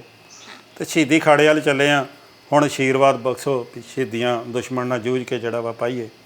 ਪਰ ਇੱਕ ਤਰਲਾ ਕਹਿ ਲਈਏ ਸੰਤਾਂ ਮਾਰਿਆ, ਗੁਰੂ ਹਰਗੋਬਿੰਦ ਸਾਹਿਬ ਇੱਕ ਮੇਰੀ ਬੇਨਤੀ ਜਿਹੜੀ ਆ ਜ਼ਰੂਰ ਪ੍ਰਵਾਨ ਕਰਿਓ। ਜਿੰਨੀ ਦੇਰ ਸਿੱਖ ਕੌਮ ਦਾ ਕੋਈ ਘਰ ਘਾੜ ਨਹੀਂ ਬਣ ਜਾਂਦਾ, ਮੇਰਾ ਜਨਮ ਸਿੱਖਾਂ ਦੇ ਘਰ ਬਾਰ-ਬਾਰ ਹੁੰਦਾ ਰਹੇ ਅਤੇ ਮੈਂ ਬਾਰ-ਬਾਰ ਕੌਮ ਦੀ ਅਗਵਾਈ ਕਰਦਾ ਰਹਾਂ ਅਤੇ ਕੌਮ ਦੀ ਸੇਵਾ ਕਰਦਾ ਰਹਾਂ, ਜਿੰਨੀ ਦੇਰ ਕੌਮ ਦਾ ਕੋਈ ਘਰ ਘਾੜ ਨਹੀਂ ਬਣ ਜਾਂਦਾ। ਸੋ ਫਿਰ ਸੰਤਾਂ ਦੀ ਜਿਹੜੀ ਆ ਇਕੱਠੇ ਹੀ ਪੌੜੀਆਂ ਬਹੁਤ ਛੋਟੀਆਂ ਛੋਟੀਆਂ ਹੁੰਦੀਆਂ ਸੀ ਮਨਦੀਪ, ਉਹਦੀ ਫਿਰ ਇਕੱਲਾ ਹੀ ਬੰਦਾ ਨਿਕਲ ਸਕਦਾ ਸੀ। ਫਿਰ ਮੈਂ ਆਹ 15, 20, 25 ਸਿੰਘ ਜਿਹੜੇ ਸੰਤਾਂ ਨਾਲ ਨਿਕਲੇ ਆ ਅਤੇ ਜਦੋਂ ਬਖਤਰਬੰਦ ਗੱਡੀਆਂ ਦੇ ਟੈਂਕ ਜਿੱਥੇ ਪਰਚੀਆਂ ਮਿਲਦੀਆਂ ਆਪਾਂ ਨੂੰ ਕੜਾਹ ਪ੍ਰਸ਼ਾਦ ਵਾਲੀਆਂ ਉੱਥੋਂ ਤੱਕ ਆ ਗਏ ਸੀ, ਲਾਚੀ ਬੇਰੀ ਤੱਕ ਖੜ੍ਹੇ ਸੀ। ਫਿਰ ਉਹਨਾਂ ਵੀ ਦੁਸ਼ਮਣ ਨੇ ਵੀ ਕਹਿਣਾ ਸੀ ਵੀ ਹੁਣ ਸਾਡੇ ਨਾਲ ਲੜਨਾ ਆਉਣ ਡੇ, ਮਰਨਾ ਆਉਣ ਡੇ ਆ, ਉਹਨਾਂ ਵੀ ਤਾਂ ਅੱਗੋਂ ਕੁਛ ਕਰਨਾ ਸੀ ਨਾ। ਫਿਰ ਉਹ ਟੈਂਕਾਂ 'ਤੇ ਉਹ ਬਖਤਰਬੰਦ ਗੱਡੀਆਂ 'ਚੋਂ ਉਹਨਾਂ ਨੇ ਫਿਰ ਤੋਪਾਂ ਦੇ ਗੋਲੇ ਚਲਾ ਕੇ ਉਹ ਜਿਹੜੀਆਂ ਜਿੱਥੋਂ ਸਿੰਘ ਨਿਕਲ ਰਹੇ ਸੀ ਪੌੜੀਆਂ 'ਚੋਂ, ਉਹ ਪੌੜੀਆਂ ਨੇ ਮਾਰੀਆਂ, ਪੌੜੀਆਂ ਦਾ ਮਲਬਾ ਜਿਹੜਾ ਫਿਰ ਜਿਹੜਾ ਵਾ ਪੌੜੀਆਂ ਜਿਹੜੀਆਂ ਨੇ ਟੁੱਟ ਗਈਆਂ ਵਿੱਚੋਂ। ਫਿਰ ਜਿਹੜੇ ਮਗਰਲੇ ਸਿੰਘ ਮਗਰ ਰਹਿ ਗਏ, ਜਿਹੜੇ ਸੰਤਾਂ ਨਾਲ ਥੱਲੇ ਆ ਗਏ ਵਿਹੜੇ 'ਚ, ਉਹ ਫਿਰ ਸੰਤਾਂ ਦੇ ਨਾਲ ਹੀ ਜਿਹੜੀਆਂ ਨੇ ਸ਼ਹੀਦੀਆਂ ਜਿਹੜੀਆਂ ਨੇ ਦੇ ਦਿੰਦੇ ਆ। ਹੁਣ ਸੰਤ ਜਰਨੈਲ ਸਿੰਘ ਖਾਲਸਾ ਭਿੰਡਰਾਂ ਵਾਲਿਆਂ ਦੀ ਉੱਥੇ ਲਹੂ ਡੋਲਵੀਂ ਜੰਗ ਹੁੰਦੀ ਆ, ਸੰਤ ਪੂਰਾ ਜਿਹੜਾ ਵਾ ਕਮਾ ਕਸਾ ਕਰਕੇ ਭਾਈ ਅਮਰੀਕ ਸਿੰਘ ਜੀ ਜਿਹੜੇ ਨਾਲ ਸਾਥੀ ਆ ਪੂਰਾ ਗਹਿ ਗੱਚ ਉੱਥੇ ਲੜਾਈ ਕਰਕੇ ਫਿਰ ਦੁਸ਼ਮਣ ਨਾਲ ਜਿਹੜਾ ਵਾ ਸ਼ਹੀਦ ਹੁੰਦੇ ਆ।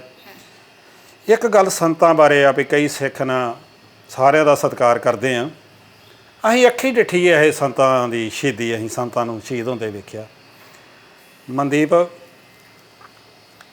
ਇਸ ਮੋਰਚੇ 'ਚੋਂ ਦੂਜੇ ਮੋਰਚੇ ਵਾਲੇ ਨੂੰ ਨਹੀਂ ਪਤਾ ਕੀ ਹੋ ਰਿਹਾ ਉੱਥੇ ਜੰਗ ਦੇ ਮੈਦਾਨ ਦੇ ਵਿੱਚ, ਤੀਜੇ ਨੂੰ ਨਹੀਂ ਪਤਾ, ਚੌਥੇ ਨੂੰ ਨਹੀਂ ਪਤਾ, ਸਾਰੇ ਤਾਂ ਆਪੋ ਆਪਣੇ ਬਚਾਅ ਦੇ ਵਿੱਚ ਬੈਠੇ ਸੀ। ਜੇ ਕੋਈ ਗੋਲੀ ਚੱਲਦੀ ਵੀ ਸੀ ਤਾਂ ਉਹ ਦੁਸ਼ਮਣ ਵੇਖ ਕੇ ਅਤੇ ਮੁੜ ਕੇ ਜਿਹੜਾ ਵਾ ਸਾਈਡ 'ਤੇ ਹੋ ਜਾਂਦੇ ਸੀ। ਇੰਨੀ ਲਹੂ ਡੋਲਵੀਂ ਜਿਹੜੀ ਆ ਘਮਾਸਾਨ ਦੀ ਜੰਗ ਜਿਹੜੀ ਆ ਉੱਥੇ ਜਿਹੜੀ ਆ ਚੱਲਦੀ ਪਈ ਸੀ। ਅਤੇ ਸੰਤਾਂ ਨੂੰ ਸ਼ਹੀਦ ਹੁੰਦਿਆਂ ਕਿੰਨੇ ਵੇਖਿਆ, ਮੈਂ ਦੱਸਦਾ ਕਿੰਨੇ ਵੇਖਿਆ।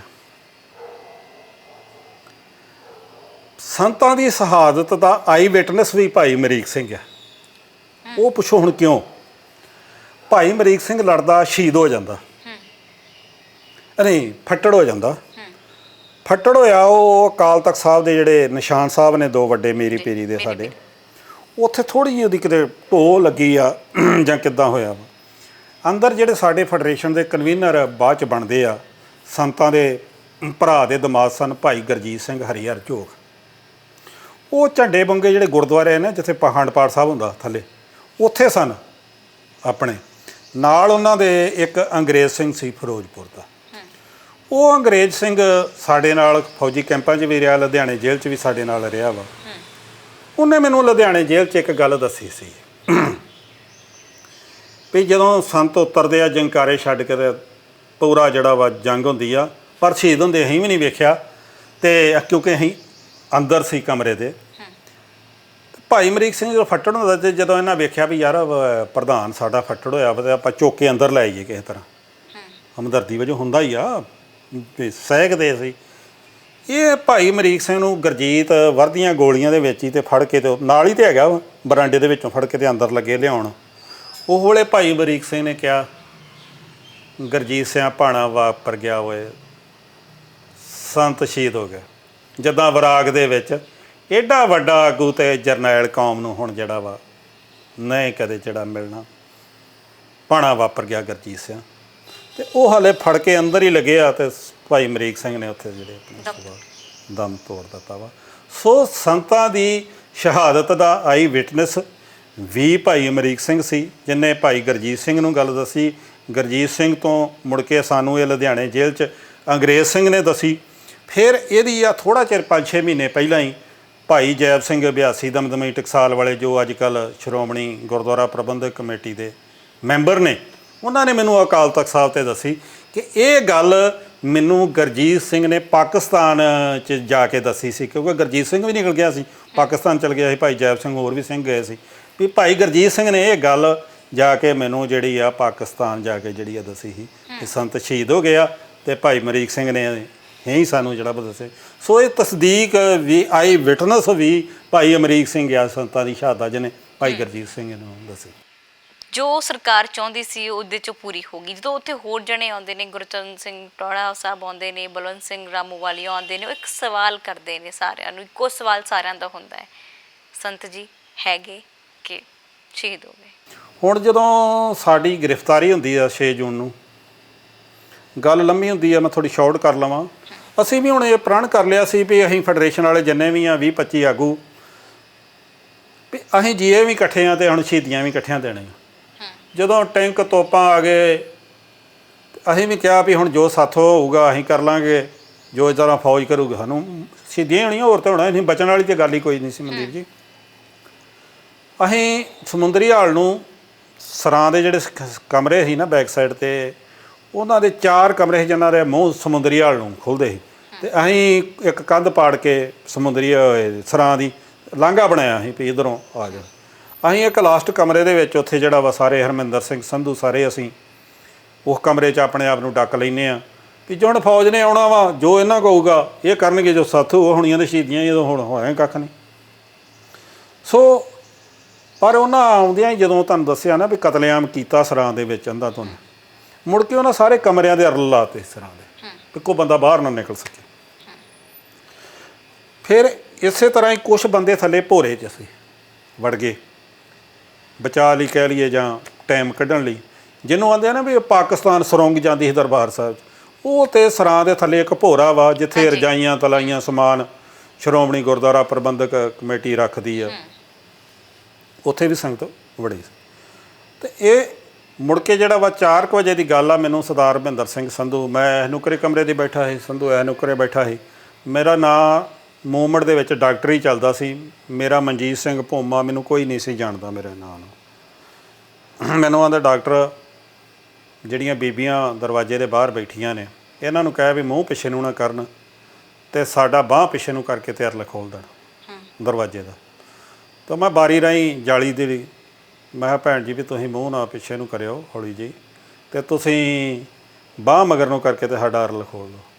ਉਹਨਾਂ ਭੈਣਾਂ ਨੇ ਉਸੇ ਤਰ੍ਹਾਂ ਅਰਲ ਖੋਲ੍ਹ ਦਿੱਤਾ, ਅਤੇ ਫੌਜੀ ਵਾਲੇ ਸਟੇਜ ਗੰਨਾਂ ਦੇ ਜਿਹੜਾ ਵਾ ਇਹ ਆਪਣਾ LMGਆਂ 'ਤੇ ਨੀਂਦਰੇ ਦੇ ਮਾਰੇ ਸੀ, ਜਿੱਦਾਂ ਨੀਂਦ ਦੇ ਵਿੱਚ ਅੱਧੇ ਜਾਗਦੇ ਅੱਧੇ ਨੀਂਦ।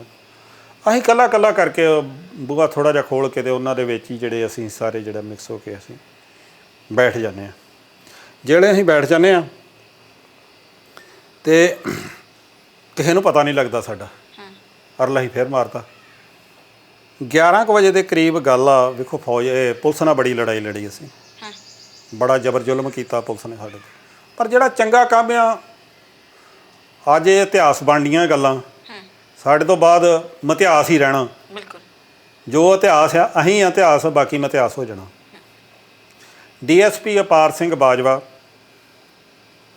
ਉਹਨੇ ਹੱਥਾਂ 'ਚ ਮਤਲਬ ਪਹਿਲਾਂ ਮੈਂ ਇਹ ਦੱਸਦਾ, ਉਸ ਵੇਲੇ ਜਿਹੜੀਆਂ ਸੰਗਤਾਂ ਸੀ ਨਾ, ਬੱਚੇ ਬਜ਼ੁਰਗ ਮਾਤਾਵਾਂ ਭੈਣਾਂ ਨੌਜਵਾਨ, ਪਾਣੀ ਦੀ ਤਿੱਪ ਤਿੱਪ ਖੁਣੋਂ ਹੀ ਗੋਲੀਆਂ ਤੋਂ ਬਗੈਰ ਹੀ ਮਰਦੇ ਜਾਂਦੇ ਸੀ। ਇਹਨਾਂ ਜਿਹੜੀ ਆ ਪਿਆਸ ਵੇਖੋ, ਬਰੂਦ ਦਾ, ਗੋਲਿਆਂ ਦਾ, ਗਰਮੀ ਦਾ ਕਿੰਨਾ ਜਿਹੜਾ ਵਾ ਕਹਿਰ, ਅਤੇ ਕਿਤੇ ਪਾਣੀ ਨਹੀਂ, ਕਿਤੇ ਦੂਸਰਾ ਤੀਸਰਾ। ਜਿਹੜਾ ਕਈਆਂ ਨੇ ਤਾਂ ਜਿਹੜਾ ਵਾ ਨਾਲੀ ਦੇ ਵਿੱਚੋਂ ਉਂਗਲਾਂ ਭਿਉਂ ਭਿਉਂ ਜੀਵ ਨੂੰ ਲਾ ਕੇ ਅਤੇ ਜਿਹੜਾ ਵਾ ਟਾਈਮ ਕੱਢਿਆ।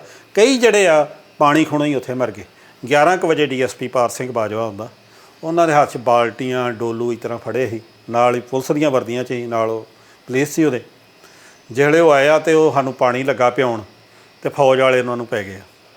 ਅਰੇ ਤੁਸੀਂ ਬਿੰਡਰੀ ਵਾਲੇ ਬੰਦੇ ਆ, ਕੋ ਪਾਣੀ ਪਿਆ ਰਹੇ, ਆਦਮੀ ਕੋ ਪਾਣੀ ਪਿਆ ਰਹੇ ਹੋ। ਉਹ ਬਿੰਡਰੀ ਵਾਲੇ ਬੋਲਦੇ ਸੀ ਸਾਨੂੰ ਸਭੀ ਕੋ, ਇਹਨਾਂ ਨੇ ਹਮਾਰੇ ਇਤਨੇ ਬਾਈ ਮਾਰ ਦੀਏ, ਬਹੁਤ ਗੰਦੀ ਗੰਦੀ ਗਾਲੇ ਨਿਕਾਲਤੇ।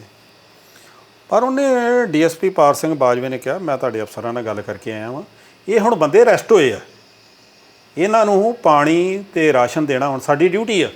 ਸੋ ਉਸ ਵੇਲੇ ਉਹਨੇ ਸਾਨੂੰ ਜਿਹੜਾ ਵਾ ਥੋੜ੍ਹਾ ਥੋੜ੍ਹਾ ਪਾਣੀ ਜਿਹੜਾ ਵਾ ਪਿਆ ਕੇ ਸਾਨੂੰ ਥੋੜ੍ਹਾ ਜਿਹਾ ਉਹ ਵੇਲੇ ਤਰਵਾ, ਅਤੇ ਸਾਨੂੰ ਉਹ ਵੇਲੇ ਡੀਐਸਪੀ ਪਾਰ ਸਿੰਘ ਬਾਜਵਾ ਜਿਹੜਾ ਵਾ, ਜਿੱਦਾਂ ਅਨੰਦਪੁਰ ਸਾਹਿਬ ਦੇ ਜੰਗ ਦੇ ਵਿੱਚ ਭਾਈ ਘਨੱਈਏ ਨੇ ਜਿਹੜੀ ਆ ਦੁਸ਼ਮਣ ਅਤੇ ਮਿੱਤਰਾਂ ਨੂੰ ਇੱਕ ਕਰਕੇ ਜਿਹੜਾ ਜਾਣਿਆ ਸੀ ਨਾ, ਅਤੇ ਸਾਨੂੰ ਉਹ ਵੇਲੇ ਉਹਦਾ ਡੀਐਸਪੀ ਪਾਰ ਸਿੰਘ ਬਾਜਵੇ ਦਾ ਜਿਹੜਾ ਰੋਲ ਵੀ ਭਾਈ ਘਨੱਈਏ ਵਰਗਾ ਹੀ ਲੱਗਾ। ਭਾਵੇਂ ਅਸੀਂ ਉਹ ਵੇਲੇ ਦੁਸ਼ਮਣ ਸੀ, ਪਰ ਸਾਨੂੰ ਵਧੀਆ ਇੱਕ ਜਿਹੜਾ ਉਹਦਾ ਜਿਹੜਾ ਨਿਰਪੱਖ ਜਿਹੜਾ ਵਾ ਰੋਲ ਜਿਹੜਾ ਵਾ ਲੱਗਾ। ਉਦੋਂ ਬਾਅਦ ਜੇ ਗੱਲ ਕੀਤੀ ਜਾਵੇ ਤਾਂ ਸੰਤ ਜੀ ਹੋਰਾਂ ਦੀ ਵੀ ਉੱਥੇ ਡੈੱਡ ਬੋਡੀ ਉੱਥੇ ਪਈ ਸੀਗੀ, ਤਾਂ ਫਿਰ ਉਹਨਾਂ ਦਾ ਅੰਤਿਮ ਸੰਸਕਾਰ ਕਿਹਨਾਂ ਵੱਲੋਂ ਕੀਤਾ ਗਿਆ ਸੀ? ਨਹੀਂ, ਮੈਂ ਥੋੜ੍ਹਾ ਜਿਹਾ ਸਰਾਂ ਵਾਲੇ ਪਾਸਾ ਪਹਿਲਾਂ ਇਹ ਆਪਾਂ ਐਪੀਸੋਡ ਮੁਕਾ ਲਈਏ।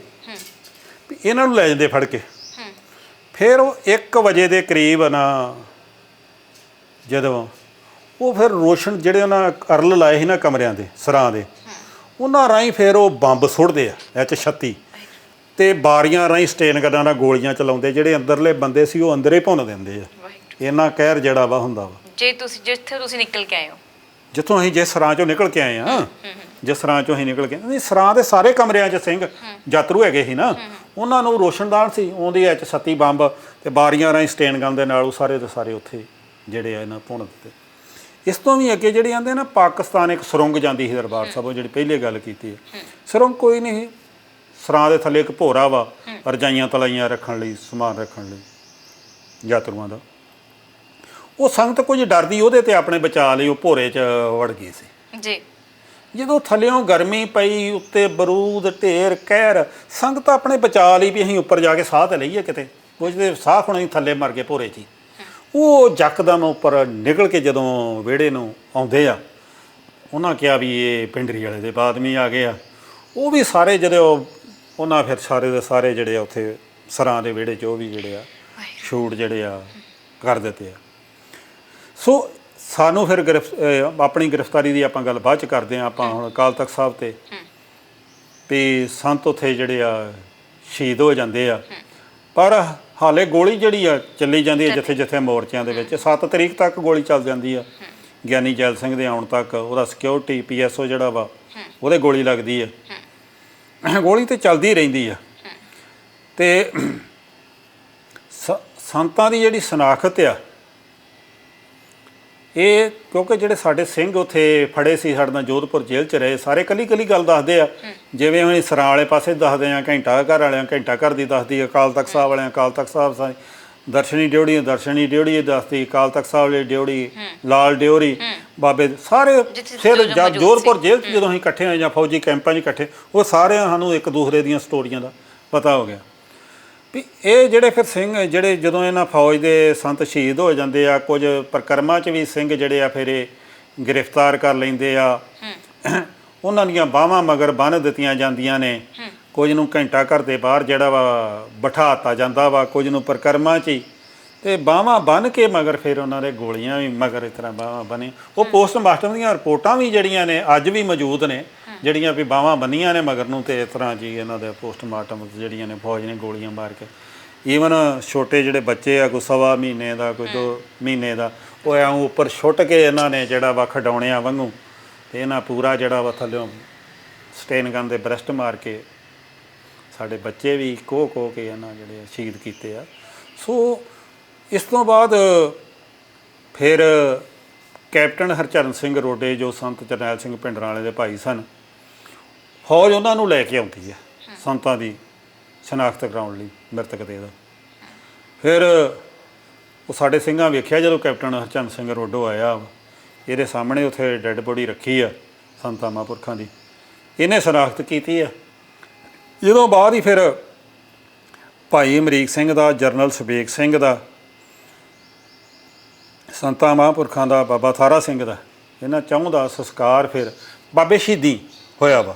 ਉੱਥੇ ਵੀ ਡੀਐਸਪੀ ਅਪਾਰ ਸਿੰਘ ਬਾਜਵੇ ਦੀ ਲੜਾਈ ਹੋਈ ਫੌਜ ਨਾਲ। ਉਹਨਾਂ ਕਿਹਾ ਵੀ ਕੌਮ ਦਾ ਵੱਡੇ ਜਰਨੈਲ ਸੀ ਜਰਨਲ ਸਬੇਗ ਸਿੰਘ, ਸੰਤ ਜਰਨੈਲ ਸਿੰਘ ਭਿੰਡਰਾਂ ਵਾਲੇ ਕੌਮ ਦੀ ਸਤਿਕਾਰਤ ਸ਼ਖਸੀਅਤ ਸੀ, ਪਰ ਅਸੀਂ ਜੰਗੀ ਅਸੂਲ ਮੁਤਾਬਕ ਆਪਾਂ ਰਿਸਪੈਕਟ ਨਾਲ ਇਹਨਾਂ ਦਾ ਸਤਿਕਾਰ ਕਰਨਾ। ਉਹ ਦੇਸੀ ਘਿਓ ਦੇ ਪੀਪੇ ਪਾ ਕੇ ਜਿਹੜਾ ਬਸ ਫੌਜ ਆਂਦੀ ਅਸੀਂ ਉੱਦਾਂ ਹੀ ਜਿਹੜਾ ਪੰਜਾਬੀ 'ਚ ਕਹਿੜਾ ਵੀ ਅਸੀਂ ਫੂਕਣਾ ਇੰਨਾ ਗੁੱਸੇ ਦੇ ਨਾਲ, ਪਰ ਉਹਨੇ ਹੈ ਨਹੀਂ। ਫਿਰ ਸੰਤਾਂ ਦਾ ਦੁਕਾਨਾਂ ਬੰਦ ਸੀ, ਦੇਸੀ ਘਿਓ ਦੇ ਦੁਕਾਨਾਂ ਖੁਲਾ ਕੇ ਲਿਆ ਕੇ ਦੇਸੀ ਘਿਓ ਪਾ ਕੇ ਫਿਰ ਸੰਤਾਂ ਦਾ ਚੌਂ ਦਾ ਉੱਥੇ ਮਹਾਂਪੁਰਖਾਂ ਦਾ ਜਰਨਲ ਸਬੇਗ ਸਿੰਘ ਭਾਈ ਬਾਬਾ ਜਿੱਥੇ ਬਾਬਾ ਦੀਪ ਸਿੰਘ ਹੋਣਾ ਦਾ ਸ਼ਹੀਦੀ ਸਥਾਨ ਸਾਹਮਣੇ ਜਿਹੜਾ ਸ਼ਮਸ਼ਾਨ ਘਾਟ ਹੈ ਬਾਬੇ ਸ਼ਹੀਦਾਂ ਦੇ, ਉੱਥੇ ਸੰਸਕਾਰ ਜਿਹੜਾ ਵਾ ਕੀਤਾ ਗਿਆ। ਇਹ ਬੜਾ ਵੱਡਾ ਤੁਸੀਂ ਅੱਜ ਸਾਨੂੰ ਰਾਜ ਦੱਸਿਆ, ਕਿਉਂਕਿ ਅਸੀਂ ਜਿੰਨੀ ਵਾਰ ਵੀ ਜਦੋਂ ਪਤਾ ਕੀਤਾ ਕਿਸੇ ਨੇ ਨਹੀਂ ਦੱਸਿਆਗਾ ਕਿ ਕਿੱਥੇ ਅੰਤਿਮ ਸੰਸਕਾਰ ਹੁੰਦਾ ਹੈ, ਸ਼ਹੀਦੀ ਹੁੰਦੀ। ਕਿਉਂਕਿ ਅਸੀਂ ਜੋ ਕਿਤਾਬਾਂ ਪੜ੍ਹਦੇ ਹਾਂ ਤਾਂ ਕਿਤਾਬਾਂ ਦੇ ਵਿੱਚ ਵੀ ਇਹ ਲਿਖਿਆ ਹੁੰਦਾ ਕਿ ਸੰਤ ਜੀ ਪਾਕਿਸਤਾਨ ਦਾ ਬਾਰਡਰ ਪਾਰ ਕਰ ਗਏ ਸੀ, ਕੋਈ ਕਹਿੰਦਾ ਸੀ ਸ਼ਹੀਦੀ ਜਮ੍ਹਾਂ ਪੈ ਗਈ ਸੀ, ਕਿਸੇ ਤੋਂ ਨਾ ਸੱਚਾਈ ਪਤਾ ਹੀ ਨਹੀਂ ਲੱਗ ਪਾ ਰਹੀ ਸੀਗੀ। ਮਨਪ੍ਰੀਤ ਜੀ ਜਿਹੜੀ ਮੈਂ ਤੁਹਾਨੂੰ ਸੰਤਾਂ ਦੀ ਸ਼ਹਾਦਤ ਦੀ ਗੱਲ ਦੱਸੀ ਆ, ਉਹ ਇਸੇ ਕਰਕੇ ਦੱਸੀ ਆ ਵੀ ਭਾਈ ਅਮਰੀਕ ਸਿੰਘ ਦੀ ਜਿਹੜੀ ਸ਼ਹਾਦਤ ਆਈ ਵਿਟਨੈਸ, ਸੰਤਾਂ ਦੀ ਸ਼ਹਾਦਤ ਦਾ ਆਈ ਵਿਟਨੈਸ ਭਾਈ ਅਮਰੀਕ ਸਿੰਘ ਸੀ। ਇਹ ਗੱਲ ਭਾਈ ਗੁਰਜੀਤ ਸਿੰਘ ਨੂੰ ਭਾਈ ਅਮਰੀਕ ਸਿੰਘ ਨੇ ਦੱਸੀ, ਭਾਈ ਗੁਰਜੀਤ ਸਿੰਘ ਨੇ ਪਾਕਿਸਤਾਨ 'ਚ ਸਿੰਘਾਂ ਨੂੰ ਦੱਸੀ, ਭਾਈ ਜੈਪ ਸਿੰਘ ਅਭਿਆਸੀ ਨੂੰ, ਅੱਜ ਵੀ ਉਹ ਜੀਂਦੇ ਨੇ, ਸ਼੍ਰੋਮਣੀ ਕਮੇਟੀ ਦੇ ਟਕਸਾਲ ਦੇ ਸਾਡੇ ਸੀਨੀਅਰ ਸਿੰਘ ਨੇ, SGPC ਮੈਂਬਰ ਨੇ, ਉਹਨਾਂ ਤਸਦੀਕ ਕੀਤੀ। ਮੇਰੇ ਨਾਲ ਅੰਗਰੇਜ਼ ਸਿੰਘ ਫਿਰੋਜ਼ਪੁਰ ਦਾ ਲੁਧਿਆਣੇ ਜੇਲ੍ਹ 'ਚ, ਉਹਨੇ ਵੀ ਮੈਨੂੰ ਇਹ ਦੱਸੀ, ਪਰ ਤਸਦੀਕ ਭਾਈ ਜੈਪ ਸਿੰਘ ਅਭਿਆਸੀ ਨੇ ਕੀਤੀ। ਬਾਕੀ ਇਹ ਗੱਲ ਠੀਕ ਹੈ, ਮੈਨੂੰ ਇਹ ਗੱਲ ਗੁਰਜੀਤ ਸਿੰਘ ਨੇ ਪਾਕਿਸਤਾਨ 'ਚ ਜਾ ਕੇ ਜਿਹੜੀ ਆ ਦੱਸੀ ਸੀ। ਹੁਣ ਆਉਣੇ ਤੁਹਾਡੇ ਤੇ, ਤੁਸੀਂ ਵੀ ਉਸ ਸਾਕੇ ਦਾ ਹਿੱਸਾ ਰਹੇ ਹੋ, ਹਨਾ? ਸੋ ਤੁਸੀਂ ਵੀ ਗੋਲੀ ਬਾਰੀ ਕਰਦੇ ਹੋ, ਜਵਾਬੀ ਫਾਇਰ ਤੁਹਾਡੇ ਵੱਲੋਂ ਵੀ ਹੁੰਦਾ ਕਿ ਦੁਸ਼ਮਣ ਆਉਂਦਾ ਤਾਂ ਫਿਰ ਜਵਾਬ ਤਾਂ ਦੇਣਾ ਹੀ ਬਣਦਾ ਸੀਗਾ। ਤੁਸੀਂ ਉਹ ਪਾਣੀ ਵਾਲੀ ਟੈਂਕੀ ਤੋਂ ਹੇਠਾਂ ਆਉਂਦੇ ਹੋ, ਬਾਹਰ ਨਿਕਲਦੇ ਹੋ, ਫਿਰ ਉਧਰੋਂ ਕਿੱਥੇ ਜਾਂਦੇ ਹੋ? ਉੱਥੇ ਨਾ ਮਗਰਲੇ ਪਾਸੇ ਪਾਣੀ ਦੀ ਟੈਂਕੀ ਦੇ ਥੱਲੇ ਹੀ ਸਰਾਂ ਦੇ ਵਿੱਚ ਹੀ ਹਾਲ ਸੀ, ਮਗਰਲੇ ਗੇਟ ਦੇ ਨਾਲ ਹੀ ਨੁੱਕਰ ਦੇ ਉੱਤੇ ਬੈਕ ਸਾਈਡ ਨੂੰ ਨੁੱਕਰ, ਅਸੀਂ ਉੱਥੇ ਮੋਰਚਾ ਫਿਰ ਜਿਹੜਾ ਵਾ ਬਣਾ ਲਿਆ। ਫਿਰ ਤੁਸੀਂ ਉਸੇ ਵਿਚਕਾਰ ਸੰਤ ਜੀ ਨੂੰ ਬਿਲਕੁਲ ਵੀ ਮਿਲ ਨਹੀਂ ਪਾਉਂਦੇ ਜਾਂ ਦੇਖ ਨਹੀਂ ਪਾਉਂਦੇ? ਨਹੀਂ, ਉਹ ਤਾਂ ਫਿਰ ਮੈਂ ਤੁਹਾਨੂੰ ਦੱਸਿਆ ਵੀ ਦੇਖਣ ਦੀ ਤਾਂ ਗੱਲ ਛੱਡ ਦੋ ਨਾ, ਵੀ ਆਹ ਮੋਰਚਾ ਸਾਡਾ ਵਾ, ਸਾਨੂੰ ਦੂਜੇ ਮੋਰਚੇ 'ਚ ਨਹੀਂ ਪਤਾ ਕੀ ਹੋਣ ਡਿਆ, ਦੂਜੇ ਨੂੰ ਤੀਜੇ ਦਾ ਨਹੀਂ ਪਤਾ, ਤੀਜੇ ਨੂੰ ਚੌਥੇ ਦਾ ਨਹੀਂ ਪਤਾ। ਹਰੇਕ ਬੰਦੇ ਨੂੰ ਆਪੋ ਆਪਣੇ ਮੋਰਚੇ ਦਾ ਹੀ ਪਤਾ, ਉੱਥੇ ਬੈਠੇ ਕਿਉਂਕਿ ਬਾਹਰ ਨਿਕਲ ਹੀ ਨਹੀਂ ਸਕਦਾ। ਹਾਲੇ ਸਾਨੂੰ ਇਹ ਆ ਵੀ ਟੈਂਕੀ ਉੱਚੀ ਹੋਣ ਕਰਕੇ ਸਾਰੇ ਜਿਵੇਂ ਫੌਜ ਅੰਦਰ ਆਉਂਦੀ ਸੀ ਘੰਟਾ ਘਰ ਵਾਲੇ ਪਾਸੇ ਜਾਂ ਪਰਕਰਮਾ ਵਾਲੇ ਪਾਸੇ, ਸਾਨੂੰ ਦੀਦੀ ਸੀ ਸਾਰੇ ਜਿਹੜੇ ਅਸੀਨ ਜਿਹੜੇ ਆ, ਤੇ ਉਹ ਚਾਹਣ ਕਰਕੇ ਦੀਦੇ ਸੀ, ਪਰ ਅਸੀਂ ਮੋਰਚੇ ਤੋਂ ਬਾਹਰ ਤਾਂ ਨਹੀਂ ਹੈ ਨਾ। ਜੇ ਥੱਲੇ ਹੁੰਦੇ ਤੇ ਅਸੀਂ ਸਾਨੂੰ ਕਿਸ ਤਰ੍ਹਾਂ ਕੋਈ ਪਤਾ ਲੱਗਣਾ ਸੀ?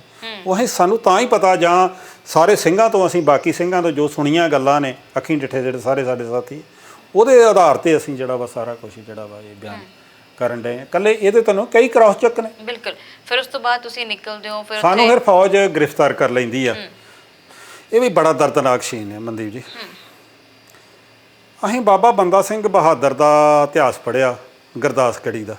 ਜਦੋਂ ਉਹਨੂੰ ਗ੍ਰਿਫਤਾਰ ਕਰਦੇ ਆ, ਗ੍ਰਿਫਤਾਰ ਕਰਕੇ ਲਾਹੌਰ ਖੜਦੇ ਆ, ਲਾਹੌਰੋਂ ਫਿਰ ਉਹ ਹਾਥੀਆਂ ਤੇ ਗੱਡਿਆਂ ਤੇ ਸਿਰ ਲੱਦ ਕੇ ਬਾਬੇ ਬੰਦੇ ਬਹਾਦਰ ਨੂੰ ਪਿੰਜਰੇ 'ਚ ਕੈਦ ਕਰਕੇ ਹਾਥੀ ਤੇ ਬਿਠਾ ਕੇ ਫਿਰ ਤੇ ਰਸਤੇ ਦੇ ਵਿੱਚ ਜਿਹੜੇ ਮੁਸਲਮਾਨ ਆ ਨਾ, ਬਾਬੇ ਬੰਦਾ ਸਿੰਘ ਬਹਾਦਰ ਨੂੰ ਉਈ ਉਈ ਉਈ ਉਈ ਉਈ ਕਰਦੇ ਆ, ਇਸ ਤਰ੍ਹਾਂ ਵਿਅੰਗ ਜਾਣੀ ਮਖੌਲ ਕਰਦੇ ਆ।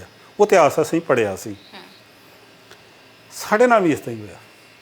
ਜਦੋਂ ਸਾਨੂੰ ਸਰਾਂ 'ਚੋਂ ਕੱਢ ਕੇ ਖੜਿਆ, ਸਾਡੇ ਕਛਹਿਰੇ ਹੀ ਤੇੜ ਇਹਨਾਂ ਰਹਿਣ ਤੇ ਸੀ, ਬਣਾਣਾ ਵੀ ਭਾਰਤੀਆਂ ਸੀ ਇਹਨਾਂ, ਤੇ ਮਨੁੱਖੀ ਦੀਵਾਰਾਂ ਦੋਵੇਂ ਪਾਸੇ ਫੌਜੀਆਂ ਦੀਆਂ ਬਣੀਆਂ ਸੀ, ਤੇ ਇੰਨੀ ਕੀ ਜਗ੍ਹਾ ਸੀ ਜਿੰਦੀ ਅਸੀਂ ਨਿਕਲਦੇ ਹਾਂ ਵਿੱਚੋਂ ਦੀ, ਦੋਵੇਂ ਪਾਸਿਓਂ ਫੌਜੀਆਂ ਦੇ ਵਿੱਚੋਂ ਦੇ।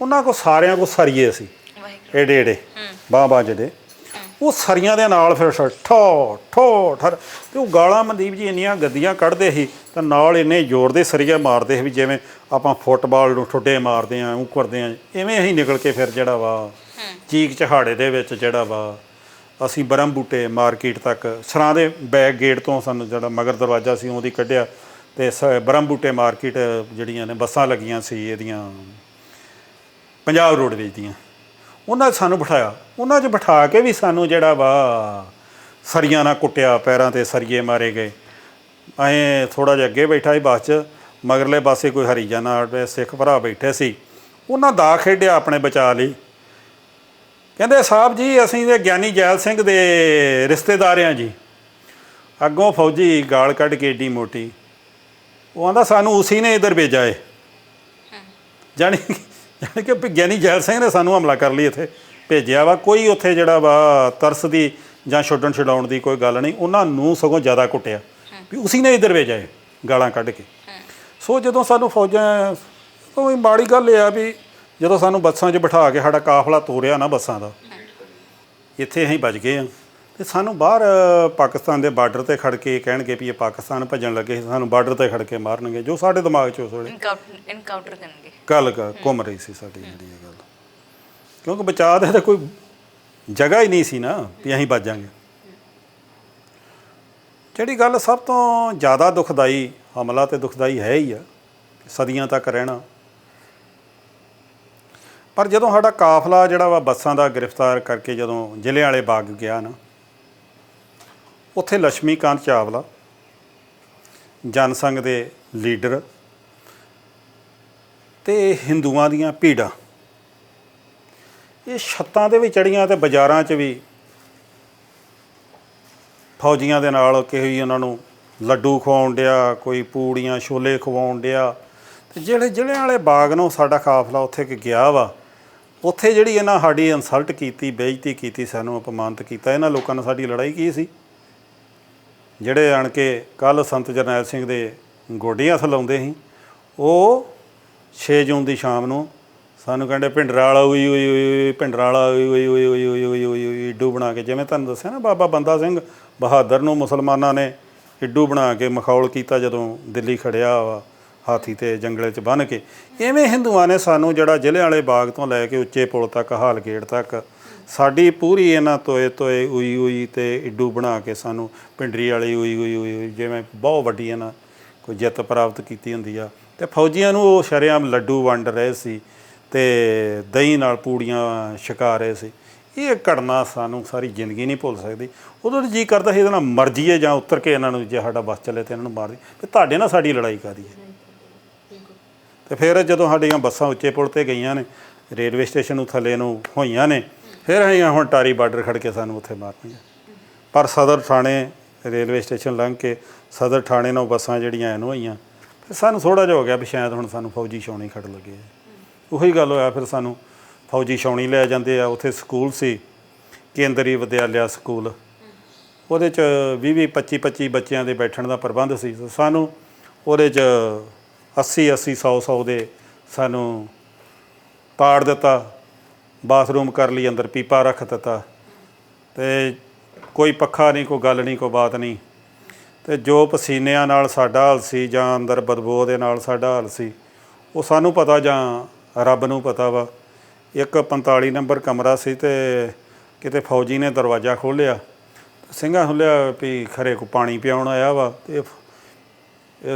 ਜਾਣੀ ਕਿ ਉਹ ਕਮਰੇ ਹੁੱਸ ਵੀ ਨਾ ਵੀ ਕਿਤੇ ਸਾਹ ਲਈਏ ਉਹਨੇ ਸਮਝਿਆ ਵੀ ਸਾਡੇ ਹਥਿਆਰ ਖੋਹਣ ਪੈ ਗਏ ਆ ਅਤੇ ਉਹਨਾਂ ਫੜ ਕੇ ਉੱਥੇ ਸਾਡੇ 20-25 ਬੰਦੇ ਜਿਹੜੇ ਆ ਉਹਨਾਂ ਫੌਜੀਆਂ ਉੱਥੇ ਮਾਰਤੇ ਕਮਰੇ ਦੇ ਵਿੱਚ ਫੌਜੀ ਕੈਂਪ 'ਚ ਵੀ ਸਾਡੇ ਬੰਦੇ ਜਿਹੜੇ ਆ ਮਰੇ ਆ ਜਿਵੇਂ ਦੱਸਿਆ ਵੀ ਰਾਸ਼ਨ ਇੰਨਾ ਮਾੜਾ ਪੁੱਛੋ ਕੁਛ ਨਾ ਵੀ ਪਾਣੀ ਫਿਰ ਜਦੋਂ ਰਾਸ਼ਨ ਛਕਾਉਂਦੇ ਸੀ ਚਲੋ ਦੁਸ਼ਮਣ ਕਰਦਾ ਹੀ ਹੁੰਦਾ ਵਾ ਫਿਰ ਸਾਡੇ ਪੰਗਤ ਜਦੋਂ ਬੈਠੇ ਹੁੰਦੇ ਸੀ ਨਾ ਅਸੀਂ ਦਰਵਾਜ਼ਿਆਂ ਦੇ ਅੱਗੇ ਉਹ ਲੌਬੀ ਜੀ ਸੀ ਅਤੇ ਉੱਥੇ ਨਾਲ ਕੁੱਤੇ ਛੱਡ ਦੇਣੇ ਜਿਹਨਾਂ ਸਾਡੀਆਂ ਥਾਲੀਆਂ 'ਚ ਰੋਟੀਆਂ ਚੁੱਕ ਲੈਣਾ ਸਬਜ਼ੀ ਜੂਠੀ ਕਰ ਦੇਣੀ ਅਤੇ ਜਦੋਂ ਅਸੀਂ ਫਿਰ ਗਾਂਹ ਕਿਤੇ ਥੋੜ੍ਹਾ ਜਾਂਦੇ ਉੱਥੇ ਵੀ ਸਾਨੂੰ ਜਿਹੜੇ ਉਹ ਸਰੀਏ ਪਹਿਲਾਂ ਦੱਸਿਆ ਸੀ ਉਹ ਸਰੀਏ ਨਾਲ ਛੁੱਟੇ ਨਹੀਂ ਹਾਲੇ ਉਹ ਵੀ ਸਰੀਏ ਫਿਰ ਸਾਨੂੰ ਮਾਰਦੇ ਰਹੇ ਕੋਲ 'ਤੇ ਇੰਨਾ ਜਿਹੜਾ ਵਾ ਸਾਨੂੰ ਜ਼ਾਲਮ ਢੰਗ ਨਾਲ ਖਾਣਾ ਵੀ ਜਿਹੜਾ ਵਾ ਖਵਾਉਣਾ ਉਹ ਵੀ ਕਿਤੇ ਆਰਾਮ ਨਾਲ ਨਹੀਂ ਸਾਨੂੰ ਖਾਣ ਦਿੱਤਾ ਸੋ ਫੌਜੀ ਕੈਂਪ 'ਚ ਸਾਡੀਆਂ ਮੁੜ ਕੇ ਜਿਹੜੀ ਆ ਸਕਰੀਨਿੰਗ ਹੁੰਦੀ ਆ, A ਕੈਟਾਗਰੀ B ਕੈਟਾਗਰੀ, ਜਿਹੜੇ ਦੂਸਰੇ ਤੀਸਰੇ ਸੀਸਿਆਂ ਦੇ ਮਗਰ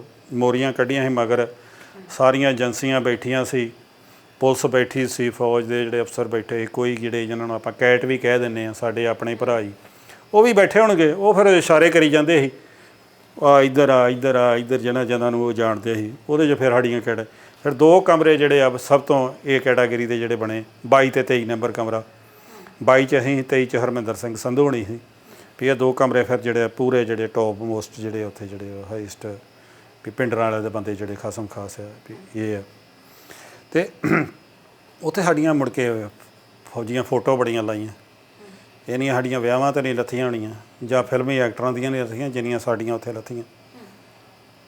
ਕੋਈ ਐ ਨੂੰ ਸਲੇਟ ਫੜਾ, ਕੋਈ ਐਂ ਕਰ, ਕੋਈ ਜੇ ਕਰ ਵੋ ਕਰ। ਇੱਕ ਸੂਬੇਦਾਰ ਸੁਖਦੇਵ ਸਿੰਘ ਸੀ ਫੌਜ ਦੇ ਵਿੱਚ, ਉਹਦਾ ਸਰਾਂ 'ਚ ਵੀ ਬੜਾ ਪੋਜ਼ੀਟਿਵ ਰੋਲ ਸੀ। ਉਹ ਮੁੜ ਕੇ ਸਾਨੂੰ ਲੱਭਾ ਨਹੀਂ, ਅਸੀਂ ਲੱਭਣ ਦੀ ਕੋਸ਼ਿਸ਼ ਕੀਤੀ। ਉਹ ਕਿਤੇ ਅੰਦਰੋਂ ਉਹਦੇ ਨਾਲ ਗੁੱਸਾ ਉੱਠਿਆ।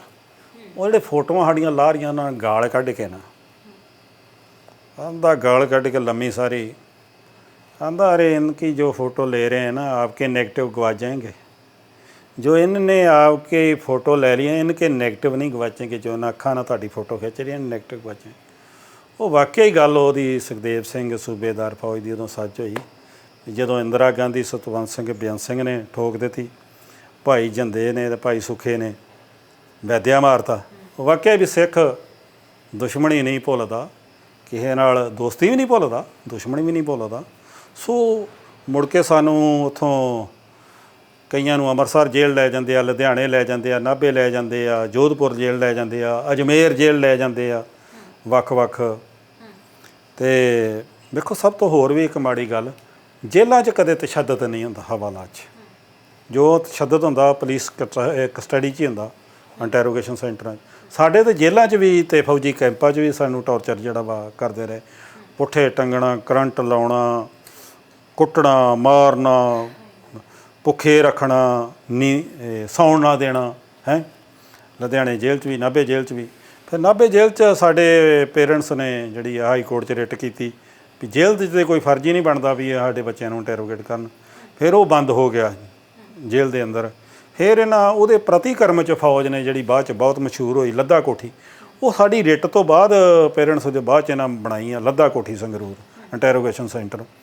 ਉੱਥੇ ਫਿਰ ਸਾਨੂੰ 20-20, 25-25 ਨੂੰ, 15-15 ਨੂੰ ਖੜ੍ਹ ਕੇ 15 ਕਟਾਉਂਦੇ ਰਹੇ।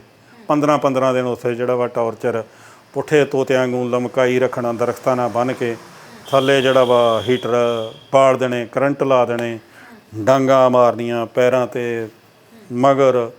ਉੱਥੇ ਇੱਕ ਥੋੜ੍ਹਾ ਜਿਹਾ ਸੂਆ ਹੁੰਦਾ ਸੀ, ਉਹਦੇ 'ਚ ਪਾਣੀ ਹੁੰਦਾ ਸੀ, ਮਗਰ ਹੱਥ ਬੰਨ੍ਹ ਕੇ ਉਹਦੇ ਸੂਏ ਦੇ ਵਿੱਚ ਸੁੱਟ ਦੇਣਾ। ਜਾਣੀ ਕਿ ਰੌਂਗਟੇ ਅੱਜ ਵੀ ਉਹ ਸਾਨੂੰ ਸੀਨ ਦਰਬਾਰ ਸਾਹਿਬ ਦੇ ਹਮਲੇ ਦੇ, ਫੌਜੀ ਕੈਂਪਾਂ ਦੇ, ਜੇਲ੍ਹਾਂ ਦੇ ਇੰਟੈਰੋਗੇਸ਼ਨ, ਅੱਜ ਵੀ ਸਾਨੂੰ ਰੌਂਗਟੇ ਹੀ ਖੜ੍ਹੇ ਹੁੰਦੇ ਆ। ਅਤੇ ਸਾਨੂੰ ਤਾਂ ਅੱਜ ਵੀ ਇਹਨਾਂ ਸੁਪਨਿਆਂ 'ਚ ਇੱਕ ਲੋਕਾਂ ਨੂੰ ਤਾਂ ਸੁਪਨੇ ਕਈ ਗੱਲਾਂ ਦੇ ਆਉਂਦੇ ਆ। ਅੱਜ ਵੀ ਸਾਨੂੰ ਸੁਪਨੇ ਜਦੋਂ ਦੀਦੀ ਆ ਪੁਲਿਸ ਅਤੇ ਫੌਜ ਹੀ ਦੀਦੀ ਆ ਸਾਡੇ ਮਗਰ। ਇਹਨਾਂ ਸਾਡੇ ਜਿਹੜਾ ਵਾ ਅਸੀਂ ਆਪਣੀ ਜ਼ਿੰਦਗੀ ਦਾ ਜਿਹੜਾ ਵਾ ਹਰ ਪਾਸੇ ਜਿਹੜਾ ਵਾ ਜ਼ੁਲਮ, ਤਸ਼ੱਦਦ, ਚੀਕ ਚਹਾੜਾ। ਇਹ ਕਿਹੜੀ ਜੇਲ੍ਹ ਆ ਜਿਹੜੀ ਪੰਜਾਬ ਦੀ ਜਿਹੜੀ ਅਸੀਂ ਨਹੀਂ ਵੇਖੀ? ਜੋਧਪੁਰ ਜੇਲ੍ਹ 'ਚੋਂ ਵੀ ਅਸੀਂ 89 'ਚ ਆਏ ਹਾਂ, ਉਦੋਂ ਬਾਅਦ ਵੀ ਅੰਮ੍ਰਿਤਸਰ ਜੇਲ੍ਹ, ਗੁਰਦਾਸਪੁਰ ਜੇਲ੍ਹ, ਲੁਧਿਆਣਾ ਜੇਲ੍ਹ, ਪਟਿਆਲਾ, ਕਿਹੜੀ ਜੇਲ੍ਹ ਆ ਜਿਹੜੀ ਅਸੀਂ ਜਿਹੜਾ ਵਾ ਨਾ ਵੇਖੀ ਹੋਵੇ? ਸੋ ਇਹ ਆ ਵੀ, ਪਰ ਇੱਕ ਗੱਲ ਆ ਵੀ ਸਾਡੀ ਕੌਮ ਨੇ ਇਸ ਹਮਲੇ ਤੋਂ, ਦਿੱਲੀ ਦੇ ਤਖਤ ਤੋਂ, ਦੁਸ਼ਮਣੀ ਤੋਂ ਹਾਲੇ ਤੱਕ ਵੀ ਕੋਈ ਸਬਕ ਨਹੀਂ ਸਿੱਖਿਆ। ਉਹ ਮੇਰੀ ਬੇਨਤੀ ਆ ਵੀ ਜੇ ਕੋਈ ਭੁੱਲਿਆ ਵੀ ਘਰ ਆ ਜੇ ਤਾਂ ਉਹਨੂੰ ਵੀ ਚੰਗਾ ਹੀ ਕਹਿੰਦੇ ਆ ਵੀ ਭੁੱਲਿਆ ਆਪਣੇ ਜਿਹੜਾ ਵਾ ਘਰ ਆ ਗਿਆ ਵਾ। ਮੇਰੀ ਬੇਨਤੀ ਇਹ ਆ ਵੀ ਯਹੂਦੀਆਂ ਨੂੰ ਜਦੋਂ ਨਾਜ਼ੀਆਂ ਨੇ, ਹਿਟਲਰ ਨੇ ਜਰਮਨ 'ਚ ਕੁੱਟਿਆ ਨਾ, ਅਤੇ ਬੈਂਕਰਾਂ 'ਚ ਗੈਸ ਛੱਡ ਯਹੂਦੀ ਮਾਰ ਦਿੱਤੇ ਆ ਅਤੇ ਸਾੜ ਦਿੱਤੇ ਆ। ਜੋ ਤਸ਼ੱਦਦ ਯਹੂਦੀਆਂ 'ਤੇ ਹੋਇਆ ਵਾ, ਸਿੱਖਾਂ 'ਤੇ ਵੀ ਹੋਇਆ ਵਾ, ਪਰ ਉਹਨਾਂ ਸਬਕ ਸਿੱਖਿਆ ਹੀ ਸਬਕ ਨਹੀਂ ਸਿੱਖਿਆ। ਜਦੋਂ ਉਹਨਾਂ 'ਤੇ ਹਿਟਲਰ ਨੇ ਜ਼ੁਲਮ ਕੀਤਾ, ਅਤੇ ਜਿਹੜੇ ਬਚ ਗਏ ਸੀ ਨਾ, ਉਹ ਕਿਸੇ ਬਾਹਰ ਕਿਸੇ ਕੰਟਰੀ 'ਚ ਇਕੱਠੇ ਹੁੰਦੇ ਆ। ਉਹਨਾਂ ਦੇ ਜਿਹੜੇ ਵੱਡੇ ਅਮੀਰ ਜ਼ਿਆਦੇ ਆ, ਜਿਹੜੇ ਵੱਡੇ ਉਹਨਾਂ ਦੇ ਲੜਾਕੇ ਜਰਨੈਲ ਸੀ, ਜਾਂ ਉਹਨਾਂ ਦੇ ਜੋ ਯਹੂਦੀ ਜਰਨੈਲ ਹੋਣਗੇ, ਉਹਨਾਂ ਦੇ ਯਹੂਦੀ ਬੁੱਧੀਜੀਵੀ ਜਾਂ ਉਹਨਾਂ ਦੇ ਵੱਡੇ ਅਫਸਰ, ਇੱਕ ਕਿਸੇ ਕੰਟਰੀ ਇਕੱਠੇ ਹੋ ਕੇ ਵੀ ਆਪਾਂ ਹੁਣ ਭਵਿੱਖ ਸਾਡਾ ਕਿਵੇਂ ਹੋ ਸਕਦਾ। ਫਿਰ ਉਹਨਾਂ ਇੱਕ ਗੁਰਮਤਾ ਕੀਤਾ ਸੀ ਰੈਜੂਲੇਸ਼ਨ ਵੀ ਅਸੀਂ ਇਹਨਾਂ ਨਾਜ਼ੀਆਂ ਨਾਲ, ਹਿਟਲਰ ਨਾਲ ਆਪਣੀ ਜਿਹੜੀ ਸ਼ਕਤੀ ਨਹੀਂ ਹੈਗੀ ਵੀ ਆਪਾਂ ਇਹਨਾਂ ਨਾਲ ਹਥਿਆਰਬੰਦ ਲੜਾਈ ਲੜ ਲਈਏ, ਆਪਾਂ ਨੂੰ ਪਾਲਿਸੀ ਆਪਾਂ ਚੇਂਜ ਕਰੀਏ। ਫਿਰ ਉਹਨਾਂ ਨੇ ਕਿਹਾ ਵੀ ਆਪਣੇ ਜਿਹੜੇ ਆ ਗਰੀਬ ਬੱਚੇ ਆ ਉਹਨਾਂ ਨੂੰ, ਅਮੀਰ ਜਿਹੜੇ ਸਾਡੇ ਯਹੂਦੀ ਆ ਉਹਨਾਂ ਦੀਆਂ ਫੀਸਾਂ ਤਾਰਨ, ਉਹਨਾਂ ਨੂੰ ਪੜ੍ਹਾਉਣ, ਚੰਗੀ ਐਜੂਕੇਸ਼ਨ ਦੇਣ, ਅਤੇ ਜਿਹੜੇ ਵਿਦਵਾਨ ਨੇ ਉਹ ਇਹਨਾਂ ਨੂੰ ਬੱਚਿਆਂ ਨੂੰ ਪੜ੍ਹਾਉਣ, ਅਤੇ ਜਿਹੜੇ ਚੰਗੇ ਪੜ੍ਹ ਗਏ ਆ ਉਹਨਾਂ ਨੂੰ ਚੰਗੇ ਕੋਚਿੰਗ ਸੈਂਟਰਾਂ 'ਚ, ਜਿਵੇਂ ਸਾਡੇ ਇੰਡੀਆ ਦੇ ਵਿੱਚ IPS IAS ਆ ਜਿਹੜੀਆਂ ਅਕੈਡਮੀਆਂ ਤਿਆਰੀ ਲਈ ਕਰਾਉਂਦੀਆਂ ਨੇ, ਇੱਦਾਂ ਦੀਆਂ ਯਹੂਦੀਆਂ ਦੀਆਂ ਵੀ ਉੱਥੇ ਹੋਣਗੀਆਂ। ਉਹਨਾਂ ਅਕੈਡਮੀਆਂ 'ਚ ਇਹਨਾਂ ਦੀ ਤਿਆਰੀ ਕਰਾਈਏ, ਵੱਡੇ ਅਫਸਰ ਇਹਨਾਂ ਨੂੰ ਬਣਾਈਏ। ਅਤੇ ਜਦੋਂ ਆਪਾਂ ਆਪਣੇ ਬੱਚੇ ਸਾਂਭ ਲਏ, ਆਪਣੀ ਪਨੀਰੀ ਸਾਂਭ ਲਈ, ਆਪਣਾ ਜਿਹੜਾ ਵਾ ਭਵਿੱਖ ਸਾਂਭ ਲਿਆ, ਇਹਨਾਂ ਯਹੂਦੀਆਂ ਦਾ ਭਵਿੱਖ ਆਪੇ ਬਣਾ ਲੈਣਾ। ਉਹਨਾਂ ਦੀ ਉਹ ਪਾਲਿਸੀ ਜਿਹੜੀ ਆ ਵੇਖੋ ਕਿੱਡੀ ਸਫਲ ਹੋਈ। ਉਹਨਾਂ ਯਹੂਦੀਆਂ ਨੂੰ ਐਜੂਕੇਟ ਕੀਤਾ, ਪੜ੍ਹਾਇਆ, ਜਿਹੜੇ ਗਰੀਬ ਸੀ ਉਹਨਾਂ ਨੂੰ ਪੈਸੇ ਦਿੱਤੇ। ਉਹਨਾਂ ਇਹ ਆਪਣੇ ਘਰ ਘਾੜਨਾ, ਵੇਖੋ ਸਾਡੇ ਘਰ ਘਾਟ ਹੈਗੇ ਆ, ਨਹੀਂ ਹੈ, ਜਿਹੜੇ ਵੇਚ ਦਿਓ, ਰਹਿਣ ਲਈ ਛੱਤ ਰੱਖੋ, ਜੇਬ ਖਰਚ ਰੱਖੋ, ਬਾਕੀ ਸਾਰਾ ਆਪਣੀ ਕੌਮ ਲਈ ਜਿਹੜਾ ਵਾ ਪੈਸਾ ਜਿਹੜਾ ਤੁਸੀਂ ਜਿਹੜਾ ਵਾ ਲਾ ਦਿਓ। ਉਹਨਾਂ ਆਪਣਾ ਸਾਰਾ ਸਰਮਾਇਆ ਆਪਣੇ ਯਹੂਦੀ ਬੱਚਿਆਂ 'ਤੇ ਜਿਹੜਾ ਵਾ ਲਾਤਾ। ਅਤੇ ਅੱਜ ਵੇਖ ਲਓ ਉਹਨਾਂ ਦਾ ਦੁਨੀਆ ਦੇ ਨਕਸ਼ੇ 'ਤੇ ਇਜ਼ਰਾਈਲ ਦੇਸ਼ ਆ, ਅਤੇ ਅਮਰੀਕਾ ਨੂੰ ਵੀ ਸਾਰੇ ਨੂੰ ਕੰਟਰੋਲ ਜਿਹੜੇ ਆ ਯਹੂਦੀ ਜਿਹੜੇ ਆ ਕਰਨ ਡਏ, ਇੰਨੇ ਉਹ ਪੜ੍ਹੇ ਲਿਖੇ ਆ।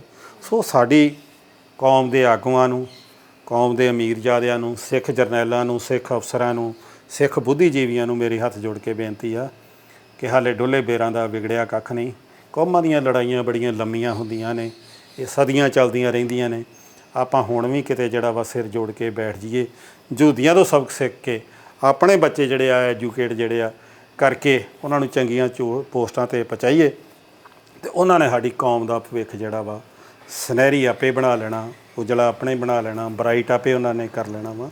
ਸੋ ਤੁਸੀਂ ਸਾਡੇ ਨਾਲ ਗੱਲਬਾਤ ਕੀਤੀ ਹੈ, ਲੰਬਾ ਸਮਾਂ ਹੋ ਗਿਆ ਮੁਲਾਕਾਤ ਕਰਦਿਆਂ ਨੂੰ, ਗੱਲਬਾਤ ਕਰਦਿਆਂ ਨੂੰ। ਅੱਜ ਉਹ ਚੀਜ਼ਾਂ ਤੁਹਾਡੇ ਤੋਂ ਸੁਣੀਆਂ ਨੇ ਮੈਂ ਵੀ, ਔਰ ਸਾਡੇ ਡੇਲੀ ਪੋਸਟ ਪੰਜਾਬੀ ਦੇ ਦਰਸ਼ਕਾਂ ਨੇ ਵੀ, ਜੋ ਅਸੀਂ ਕਿਸ ਤੋਂ ਹੁਣ ਤੱਕ ਸੁਣੀ ਨਹੀਂ ਪਾਏ ਸੀਗੇ। ਜਿਹੜੀ ਮਨ ਦੀ ਰੀਝ ਮੈਂ ਲੈ ਕੇ ਆਈ ਸੀ ਕਿ ਇਹ ਮੈਨੂੰ ਸਵਾਲਾਂ ਦੇ ਜਵਾਬ ਮਿਲਣੇ ਚਾਹੀਦੇ ਨੇ, ਅੱਜ ਮੈਨੂੰ ਮਿਲੇ ਵੀ ਇੱਥੇ ਆ ਕੇ। ਸ਼ਾਇਦ ਜਿਹੜੇ ਹੋਰ ਦਰਸ਼ਕ ਸਾਨੂੰ ਸੁਣ ਰਹੇ ਹੋਣਗੇ ਉਹਨਾਂ ਦੇ ਮਨਾਂ 'ਚ ਵੀ ਸਵਾਲ ਹੋਣਗੇ ਕਿ ਸੰਤ ਜੀ ਕਿੱਧਰ ਨੂੰ ਗਏ, ਕੀ ਹੋਇਆ ਉਹਨਾਂ ਦੇ ਨਾਲ, ਕਿੱਥੇ ਸੰਸਕਾਰ ਹੋਇਆ ਸੀ, ਉਹ ਸਾਰੇ ਅੱਜ ਜਵਾਬ ਸਾਨੂੰ ਮਿਲੇ ਨੇ। ਤੁਹਾਡਾ ਬਹੁਤ ਬਹੁਤ ਧੰਨਵਾਦ ਜੀ। ਧੰਨਵਾਦ ਜੀ ਡੇਲੀ ਪੋਸਟ TV ਦਾ ਬਹੁਤ ਬਹੁਤ ਧੰਨਵਾਦ।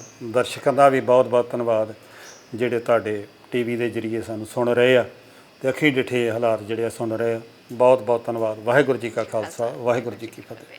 ਸੋ ਬਿਲਕੁਲ ਜੇ ਸਨ ਸਾਡੇ ਨਾਲ ਸਰਦਾਰ ਮਨਜੀਤ ਸਿੰਘ ਭੁੰਮਾ, ਜਿਨ੍ਹਾਂ ਦੇ ਵੱਲੋਂ ਅੱਜ ਹਰ ਗੱਲ ਦਾ ਸਵਾਲ ਤਾਂ ਮੇਰੇ ਵੱਲੋਂ ਬੜੇ ਘੱਟ ਹੋਏ ਨੇ। ਇੰਨੇ ਬਖੂਬੀ ਇਹਨਾਂ ਨੇ ਆਪਣੇ ਆਪ ਹੀ ਉਸ ਦਾਸਤਾਨ ਨੂੰ ਸੁਣਾਇਆ ਕਿ ਕਿੱਥੋਂ ਸ਼ੁਰੂ ਹੋਇਆ, ਕਿਵੇਂ ਸ਼ੁਰੂ ਹੋਇਆ ਤੇ ਕਿਵੇਂ ਖਤਮ ਹੁੰਦਾ ਹੈ। ਪਰ ਹਾਲੇ ਵੀ ਉਹ ਚੀਜ਼ਾਂ ਖਤਮ ਤਾਂ ਨਹੀਂ ਹੋਈਆਂ। ਮਨ ਦੇ ਵਿੱਚ ਹਾਲੇ ਵੀ ਦਰਦ ਲਈ ਬੈਠੇ ਨੇ, ਬੜੇ ਸਵਾਲ ਨੇ ਮਨਾਂ ਦੇ ਵਿੱਚ ਅੱਜ ਵੀ। ਪਰ ਜਿਹੜੀ ਰੀਝ ਅਸੀਂ ਲੈ ਕੇ ਆਏ ਸਾਂ, ਉਹ ਸਾਨੂੰ ਸਵਾਲਾਂ ਦੇ ਜਵਾਬ ਤਾਂ ਮਿਲੇ ਨੇ। ਖੈਰ ਉਹ ਛੱਛੋ ਪੰਜ ਸਾਡੇ ਅੱਜ ਮਨਾਂ ਦੇ ਵਿੱਚ ਸੀ, ਉਹ ਨਿਕਲਿਆ ਜ਼ਰੂਰ ਹੈ ਕਿ ਸੰਤ ਜੀ ਸ਼ਹੀਦ ਕਿਵੇਂ ਹੁੰਦੇ ਨੇ, ਸੰਸਕਾਰ ਕਿੱਥੇ ਹੁੰਦਾ ਹੈ। ਸੋ ਇਸ ਇੰਟਰਵਿਊ ਵਿੱਚ ਵੱਧ ਤੋਂ ਵੱਧ ਸ਼ੇਅਰ ਕਰਨਾ ਜਿਹੜੇ ਸਿੱਖ ਕੌਮ ਦੇ ਨਾਲ ਜੁੜੇ ਨੇ, ਚਾਹੇ ਨਹੀਂ ਵੀ ਹੈ ਤੁਸੀਂ ਕਿਸੇ ਵੀ ਧਰਮ ਦੇ ਹੋ, ਪਰ ਜੋ ਇੰਨਾ ਵੱਡਾ ਇਹ ਸਾਕਾ ਨੀਲਾ ਤਾਰਾ ਕਹਿ ਲਓ, ਚਾਹੇ ਨੂੰ ਆਪਰੇਸ਼ਨ ਬਲੂ ਸਟਾਰ ਕਹਿ ਲਓ, ਚਾਹੇ ਕੁਝ ਵੀ ਤੁਸੀਂ ਨਾਮ ਦਿੰਦੇ ਹੋ, ਇੱਕ ਵਾਰ ਇਸ ਇੰਟਰਵਿਊ ਨੂੰ ਸ਼ੇਅਰ ਕਰਿਓ ਤਾਂ ਕਿ ਹਰ ਸਿੱਖ ਦੇ ਕੋਲ ਇੰਟਰਵਿਊ ਪਹੁੰਚਦੀ ਹੋ ਸਕੇ ਤੇ ਉਸ ਨੂੰ ਉਹਨਾਂ ਦੇ ਸਵਾਲਾਂ ਦਾ ਜਵਾਬ ਜਿਹੜਾ ਮਿਲ ਸਕੇ। ਪਰ ਹੁਣ ਤੁਹਾਡੇ ਤੋਂ ਲਵਾਂਗੇ ਆਗਿਆ, ਕਿਸੇ ਹੋਰ ਸ਼ਖਸੀਅਤ ਨਾਲ ਫਿਰ ਤੋਂ ਹਾਜ਼ਰ ਜ਼ਰੂਰ ਹੋਵਾਂਗੇ। ਕੈਮਰਾਮੈਨ ਪਰਵਿੰਦਰ ਸਿੰਘ ਔਰ ਹੈਪੀ ਗਰੇਵਾਲ ਦੇ ਨਾਲ ਮੈਂ ਮਨਦੀਪ ਕੌਰ ਸੰਧੂ। ਸਤਿ ਸ਼੍ਰੀ ਅਕਾਲ।